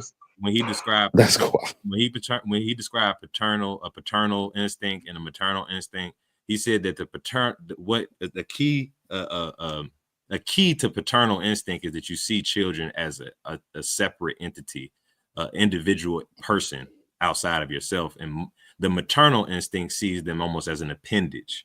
Something is part of them. Absolutely. So, I mean, because but you don't see them as an inanimate object, though. Hold on. It's different. If I may, hold on. I'm making a point. Okay. The appendage, the sentiment you're giving, Gabe, is that the children are some sort of appendage that you could not imagine ever losing. No, you don't keep receipts for a human. I was keeping the receipts for the child. What do you mean? You keep receipts for even your own relationship? No, I'm saying like you don't keep receipts and be like, okay, after 18 years, here are the receipts. I've been sending you money all these years. You should be thankful. When he steps like in, that's crazy. My friend did that. He's on my doorstep. My friend did that. What are you talking about? He's on my doorstep in the rain, and he comes in and says, "You've abandoned me, Dad. Why?" We'll sit down, and I'll pull out a shoebox of all the fucking receipts for the last 18 years. That's wild. Along with my sentiment that, son, like I just explained, why you felt abandoned and why I wasn't in your life and why I got this beautiful family here that you on my doorstep in the rain showing up at, is because your fucking mother chose to betray me and use the courts against me to police how I parented you. And I would not stand for that, son. Because I'm a man. Man, even I told my dad that. I have dignity, son. And here's the proof that I was supporting you the entire time. I don't know what your mama did with the money, but I supported you financially. And here's the proof. Take the shoebox. But the full thing of about receipts. it is, you sit here and act like this is so unheard of. It's not. This goes on plenty of times. Like, did you even look up the story about the breakdancing dad? Oh yeah, I saw that. One story about a dad supposed to, in some way. Dude, stop doing that, dude. Kids come back, and I don't care. Like, fuck all that. I don't care. I will have if it ever comes to that, I will have another family already, and I will have that conversation. If he's mad and he still doesn't see it how I see it, then fuck it. I'll have another family, bro. We know. You keep saying that. We know you moving on. We know. No, you know what's funny? I told my dad the same thing. I told my dad, like, hey, dude, after all this stuff he went through, I'm like, I would have done the same thing as you. Honestly, I would have done worse. I would never even be here. I told my father. At least you had that. And he was like, damn. Exactly. Me and my dad, we're cool as hell. Like, I know what's going on, man. And the thing I wanted to mention also was like, first of all, it's important to keep those receipts for legal reasons, because at any time you could just make any claims that you haven't paid in this number of months, which means you got to show the evidence. You got to have to deliver evidence to proof that you've been paying on time and whatnot. That way, you can also use that to try to fight for custody if possible. Secondly, and Namer, that's not even why I'm keeping the receipts. I'm keeping the receipts so when we have the conversation, I'm gonna say, son, this is what your mother chose over me being in your life. In the long term, yes, you're correct on that, compassionate. Your mother chose these receipts over you having a father. So it's not me being an evil man.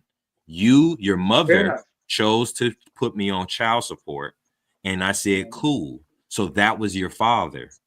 So don't be mad at me, son. Go back to your mom and say, what the fuck? Why would you trade in this box of receipts for my father?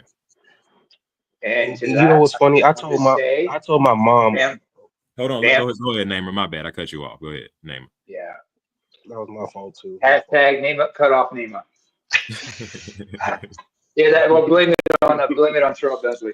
But anyway, my other point I was trying to mention is like, yes, you are right what you said about this is for your children, for your son later on eventually. But in the meantime, it's good to keep those receipts just to keep your behind from getting incarcerated or being locked up on some BS. You know what I'm saying? Secondly, the point that to what Jay Moore was saying about him and his father. I remember a certain individual. This was from a podcast I was listening to. He talked about how his father left the family when he got old enough. He was able to retract his father down, and then they finally had the conversations.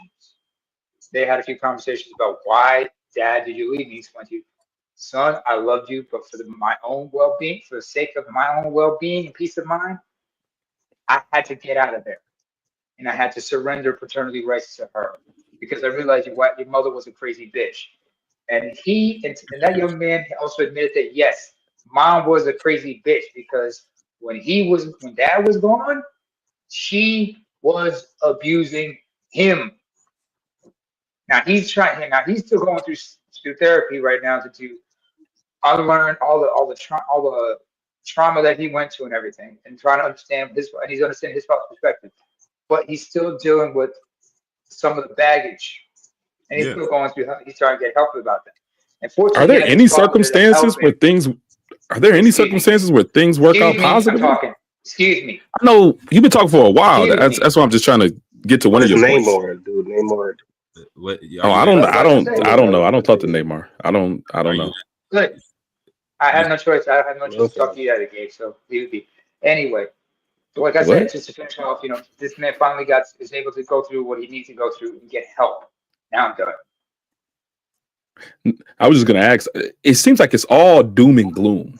Are there any times where, like, co-parenting situations work out? No. Like, do you all know of any? No, they could, but we're not. No, they never. No, they could, but we're not in fantasy land. Yeah, work out. We would hope so. You hope for the best, prepare for the worst. I said it. You know what? My mother. Co-parenting is a waste of energy and resources. You're playing for a tie. A tie with what? You can't have a child. You can't raise a child with two different concepts of reality, which is essentially what co-parenting is. You go to somebody's house half the time and then another person's house the other half of the time. You're playing. What if they align on parenting though? If both parents? Yeah. If you align that much, motherfucker, you wouldn't separate it. If you align, no, sometimes people can don't align. Okay, you're in two different households, bro. If you align, they might not align on the relationship, but they could align on parenting practices. No, that's like, why is that not a possibility? Because you're two separate individuals. You have two different separate philosophies on life. You're living your lives two separate. No matter how you twist it, you're not in the same house, so you're taking it to the extreme. I think not co-parenting, but it's all extreme. The fact that your family could be destroyed and taken away from you. Co-parenting is bullshit. It's sold as a band-aid to a broken family. It's not actually. It is a band-aid. Yes, I do agree with that point. It is a band-aid to a broken family. So but that doesn't mean that you can't get the best out of that situation. And yeah, you're getting the best out of what you can get, which is playing for a tie. You're not. That's life. Nobody comes up in perfect situations. Life is getting the best out of whatever situation you're currently in. Okay, no, but life on this earth is like, if you run out of resources and you run out of all the stuff that you need to survive here, you move to a different area to what's called to keep your life going. Sometimes you got to that's making the best out of your life.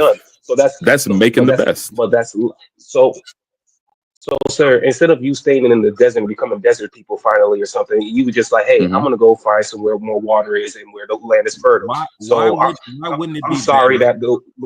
Why wouldn't it be better, instead of fucking wasting your energy and time, your finite amount of energy and time on half-ass parenting a child that you have half access to, as opposed to going to start a normal family where you keep the family together and you just raise your child in a two-parent household functionally?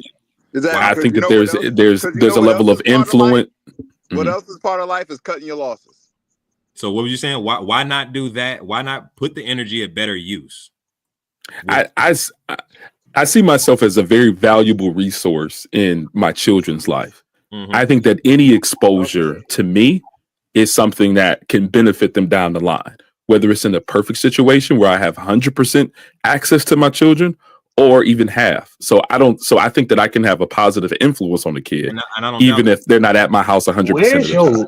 I don't doubt that, but where's your line in taking bullshit, inefficient use. Where's your line?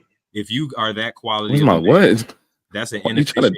That's an inefficient use of your fatherhood to split it like that. You could go spend 100% of your fatherhood and all that greatness Gabe A is as a father could be used on a child that could absorb it all.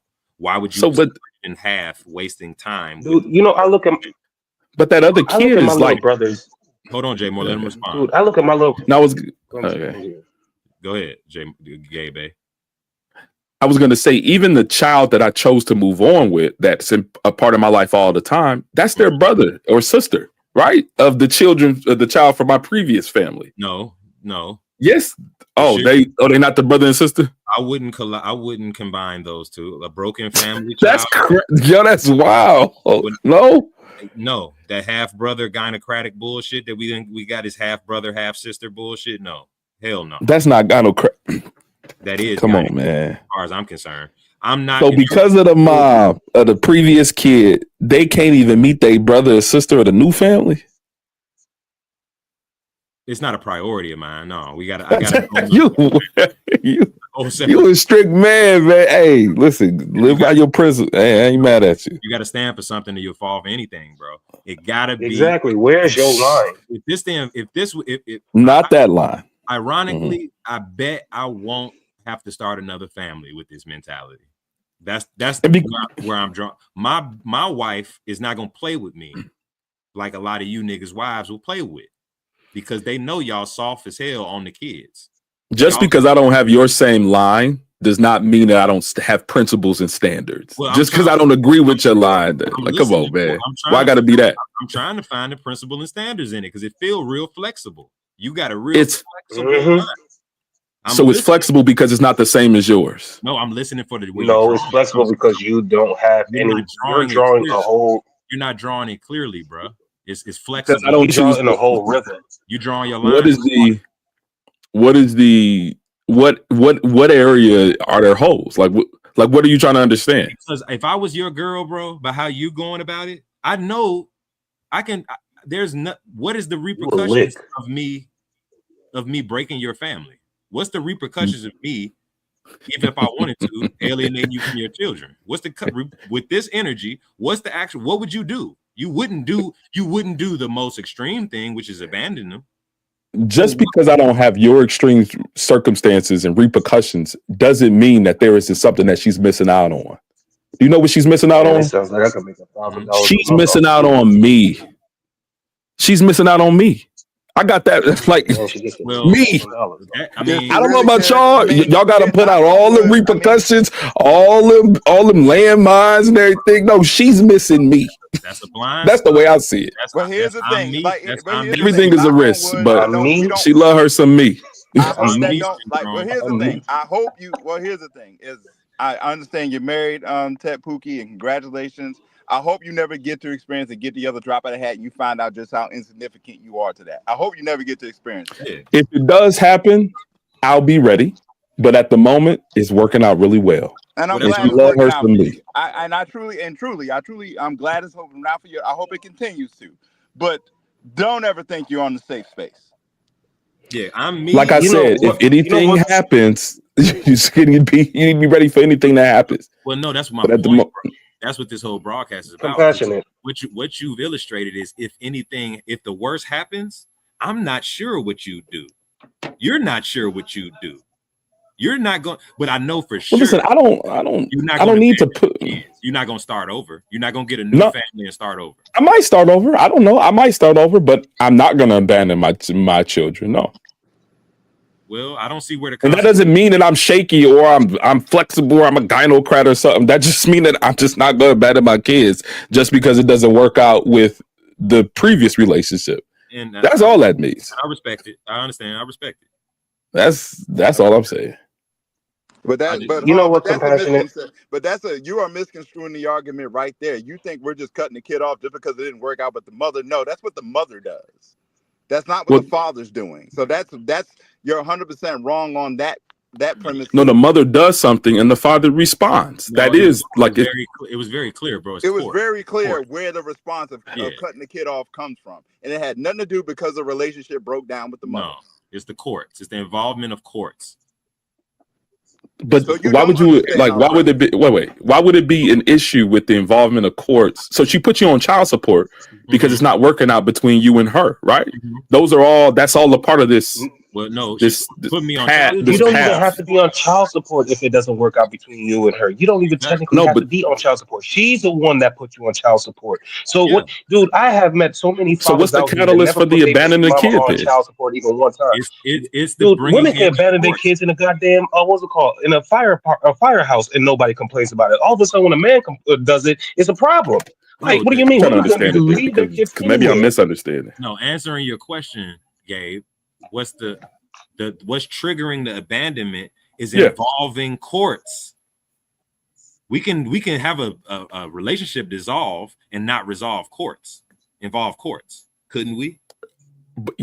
But she brings in the courts. That's the Most, thing because of right. something she Okay, and did, that's right? when she crossed the line. And you That's when she Right. crossed the line. That's we had the same understanding there. So that's what's Yeah, not triggering really. the abandonment. The triggering of the abandonment is bringing in other fucking men to regulate how I'm associate with my children, or even with the woman. Bringing in other men to enforce how we relate. That's crossing the line to me. I'm not interested in a cucking by the court. That's not good. Come on. Compassion didn't I'm gonna have to get back. I didn't the actually gotta courts, jump on a judges, and meeting, but yeah, lawyers thanks for all having me, man. All right, Yeah, I gotta drop down. All right then. Peace. Compassion. Didn't the courts and the judges all say, like, hey, try to warn all these baby mamas? It wouldn't be better for y'all not to put your man or put this man on child support because you'll get more out of him if you don't do it. If the mother wants, better shit for the child, why? Like, she would have, if it was all, if it was all good for the child or something, like all for the benefit of the child, would it be better for her not to put the child on, or put the child's father on child support? Exactly. Because most like he'll be there to take care of the kid. Or better yet, why isn't one of the options give the kid to the father? Why isn't that never? That's what I'm trying to figure out. Why is that never considered? Because the father would likely not put the woman on child support, if he doesn't do that, then the court doesn't no resources for her. Funds. Right. So wait, let's not forget too. Even if they do put the woman on child support, guess what the courts would do? Probably nothing to enforce it. Actually, worldwide, in the U.S. is with the father, but worldwide, on a worldwide scale, mothers owe child support more than men do. Yeah, exactly. To answer Jay Moore's question, Jay Moore, do you remember what I said about maternal instinct and paternal instinct? What's the difference? Because you have to understand, a mother sees a child's extension of herself. So if she says what's in the interest of the child, it means it's in her best interest. The child comes after her because she views that child as a part of her being. So what's the best interest of the child should automatically be in best interest of her. So that's the problem you're dealing with. Yeah, and that's the thing people are not realizing. And my whole point of remedying is that, because like you said, I've seen these scenarios play out in so many different ways in my personal life and me too. Space. We've all seen it. We've seen the movie. We've all seen it. That's a million times. That's the part I can't stand about Gabe. I'm like, you acting like we ain't never seen nothing. But yeah, Gabe. And the other thing too, I was going to ask y'all, like, how old is everybody on this panel? How old is everybody on this panel? Again, I'm over 35. Like I'm over 35. Like basically exactly. So basically, I'm 29. I'm the youngest dude out here, and like I'm trying to ask, like, what type of guidance are you giving me, man? That's married, that other dude that was married and stuff. Like, you're not helping, you're not giving. You're just what was it called? You're doing like what women do instead of answering the points and stuff. You just go off and just pinpoint on one word or one thing, just to derail the whole conversation. I understand how most uninitiated men hear this type of these alternative routes men can take, because it is quite pragmatic. That's essentially what it is. I'm accepting the environment for what it is, and I'm navigating it for what it is, not what I hope it'll be your best case scenario. I mean, and for a lot of guys, but Gabe, it's hard to accept. Just saying, Gabe has been a part of this whole thing for years, though. That's the whole thing. I've been seeing this man for years, and yeah, that's the whole thing. That's when I know he's trolling. at that point. Yeah, he keeps asking the same damn questions. He's been around long enough to know where we're at and what we're doing. That's why he's playing dumb. So Gabe A's been around long enough. That's why he's being the devil's advocate. I think he's trying to. He still got a lot of blue pill in him because he's trying to keep the marriage together and shit. He probably. He can. I think But he's what you're just not there about just to do to is come tag over here guys. and the funny thing is you don't hear us trying to belittle his stuff, but here you are sitting here. And the thing about it is you have all these questions for the man, but you have no questions for the system that perpetuated this response. Yeah. Instead of asking why is the man responding, like you're asking a man why is he responding to that? Why aren't you asking the question of like what is it that's making him respond like this? Because yes, it is extreme. I mean, you could call it extreme, fine. Why do you think he's responding like that though? And honestly, it's a method to the madness. If men responded the way I outlined in this video with how they approach marriage court, that they abstain from state sanctioned marriage, and that they abstain from they refuse to participate as much as legally possible with family courts. That would change how those courts have to operate. Yes, if men orientated themselves against those courts, especially black men, cooperate way too fucking easily with these tyrannical systems. We get married too haphazardly. We don't look at the law. We don't entertain the concept of not including the state in our marriages. We don't look at the concept of not, like Gabe was speaking to. We're very, very maternal when it comes to our children. And it's hard to, it sounds funny saying it that way because most black men love the shit out of their children, which is not a bad thing. Mm-hmm. But loving them to the point where you'll fucking cut your own nuts off and render yourself in your own life. But you got all this, but the thing with all that being said, you got all that smoke for men, but you are dead silent about abortion. Women will none of it for women, nothing for the Senate. Man, and that's what the other thing when they see no issues going to that abortion office. Yeah. By the way, first and foremost, compassionate. Yeah. I really, given your stance and everything, you know who would you remind me of? From Usual Suspects, Kyler Sose. If you remember the story, Kyler. No, I'm serious. Because you're like, I'd rather my family be dead than to live a day as a slave. No bullshit, you remember bro. that story? Yep. No bullshit. Yep. With that being said, I think a lot of people fail to realize, when I mentioned something about the parental alienation, here's something mothers will do to try to, damage a relationship between a father and child. Like, say you're going through divorce, you split up, and you decide to battle for custody. She is going to play mind tricks by putting out questions of paternity. Knowing that even if you try to apply for you request a paternity test, she will try to flip it on you. She will try to put thoughts in your mind that child isn't yours, which is something men need to be prepared for and be safe. I'm willing to walk away. Yeah. I'm willing to get tested to find out if that is my child. If that is my child, if you remember, there was that one clip. Father, there was a man married to a woman, and the daughter had her birthday. And when they put the kid to sleep and everything, he had something for the wife, a gift for her, and it was to find out that the past couple years, it was a paternity test that proved that was not his child. And then he had it on camera, and she's looked at him like, "Why are you doing this now?" And he was telling her, "I want you and your daughter, out of my house within the next 48 hours." Mm-hmm. He had to do that because he knew, first of all, one, you lied to me about that child being mine. And number two, I'd be damned if I'm going to live the rest of my life living a fucking lie. I know I had developed a relationship with this child. This child sees me as her father. But unfortunately, I have to part ways. And she eventually, when she comes of age, will understand why. If she wants to have a relationship with me, that is just something I'm going to have to decide on my own. Mm-hmm. If I'm willing to have that relationship with her. But right now, I need you out of my life and out of my house. Go ahead. Yeah. Okay, I was just gonna say real quick, and then I'm out of here. See, I just wanted to come up here to last closing statements. Go ahead. I just wanted to come up here real quick to show my support. Appreciate you, bro. Thank you. No problem, man. From one initiated millennial to another. Congratulations to your success, to your family. I hope it all works out well for you, dog. Yes, sir. All right, man. You take care. You too. Yep. Jay Moore, go ahead. Oh man, good stream again. You know, I love it, bro. Keep up the good work, and I'm sorry that I came in all hot like that. My fault. Yeah, you get it is what it is, bro. I know it's a hot topic. Yeah.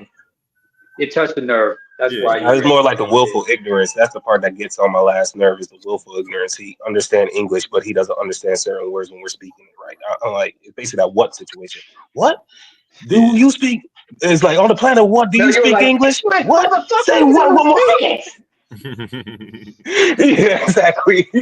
God loves it. God bless Samuel L. Jackson. Motherfucker, do no speaking. Go ahead. Sorry. But you know, good stream, man. Stay blessed, stay safe out here, man. I love it. Keep it going, man. I'm out here to support you. You too, bro. Appreciate you. Appreciate you too. Stay blessed out here too, Namor. Yeah, good seeing you, Jake. First and foremost, thank you for having me up, man. It was a lively conversation. I know it got derailed at certain points. Yeah, you Not are. my fault this time. Not my fault this time. Definitely wasn't your fault. Nope. Yeah, no. But by the way, I left a link to the YouTube, the documentary in the back. Yeah, no, I'm gonna check that shit out. Yeah, I'm gonna check it out. Oh, congratulations on you and your son. Oh man, thank you. Yeah. You know what? There's two songs I would like to suggest you listen.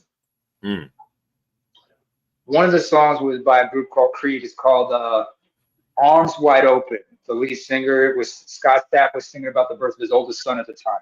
Arms wide open. And in the bridge, huh? No, I'm just Creed. writing it down.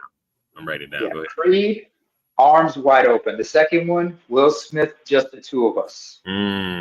Yeah. That's one of my favorite songs, man. That was beautiful, especially because they sampled Bill Weathers' Just the Two of Us. Yep. Hell yeah, it's a classic. Hell yeah. It's a classic. And hopefully eventually that maybe you and I, we could probably exchange contacts and go offline and we can chop it up another time or something like that.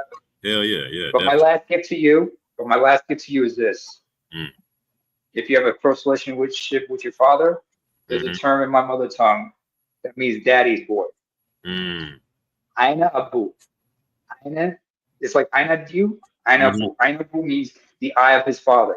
Because in my culture, when they say when a father says he loves his son, he says, Ainecha, you are precious to me like my eye.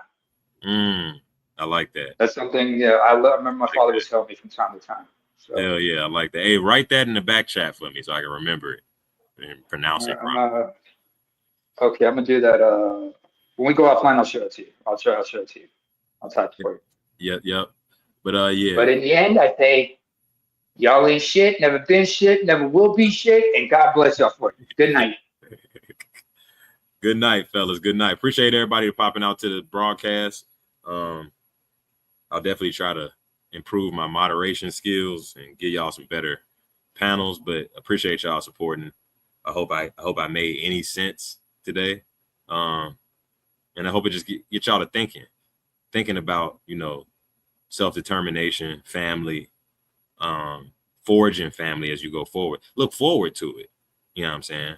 Look forward to it and protect yourself. And really, again, it's a good thing. I know we don't talk about, you could think, people can listen to this space and think we're kind of just negative Nancy's about everything. And really we're trying to find answers and do the forensics to life and social dynamics and actually just get a proper orientation. So again, I hope it made any sense. I'm new to this, so just we building it as we flying, and I appreciate the support. And matter of fact, I got a Cash App from Dom. I'm gonna just say Dom, because I don't want to read your full name out on broadcast, and I think Dom agrees with me that I don't need advertisement or monetization from YouTube. Black men is all I need, and black men is all we got. So to YouTube, I say, me and Dom say, You hope, don't advertise. You don't want them to advertise? No. What do you mean? If somebody's going to try to blackmail me with advertising, blackmail me with money, go f yourself.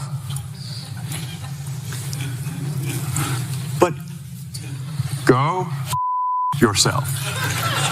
Is that clear? I hope it is. Yeah. So shout out to Dom for the 5. Appreciate you. Means a lot. All ducats matter. All dollars matter. So yeah, I'm gonna catch y'all next time. And I'm gonna play the outro because I like this outro as we go out. Peace. Theatricality and deception. Powerful agents to the uninitiated, but we are initiated. Theatricality and deception. Powerful agents to the uninitiated, but we are initiated. Theatricality and deception. Powerful agents to the uninitiated, but we are initiated. Theatricality and deception. Powerful agents to the uninitiated, but we are. Theatricality and deception. Powerful agents to the uninitiated, but we are initiated. Theatricality and deception. Powerful agents to the uninitiated, but we are initiated.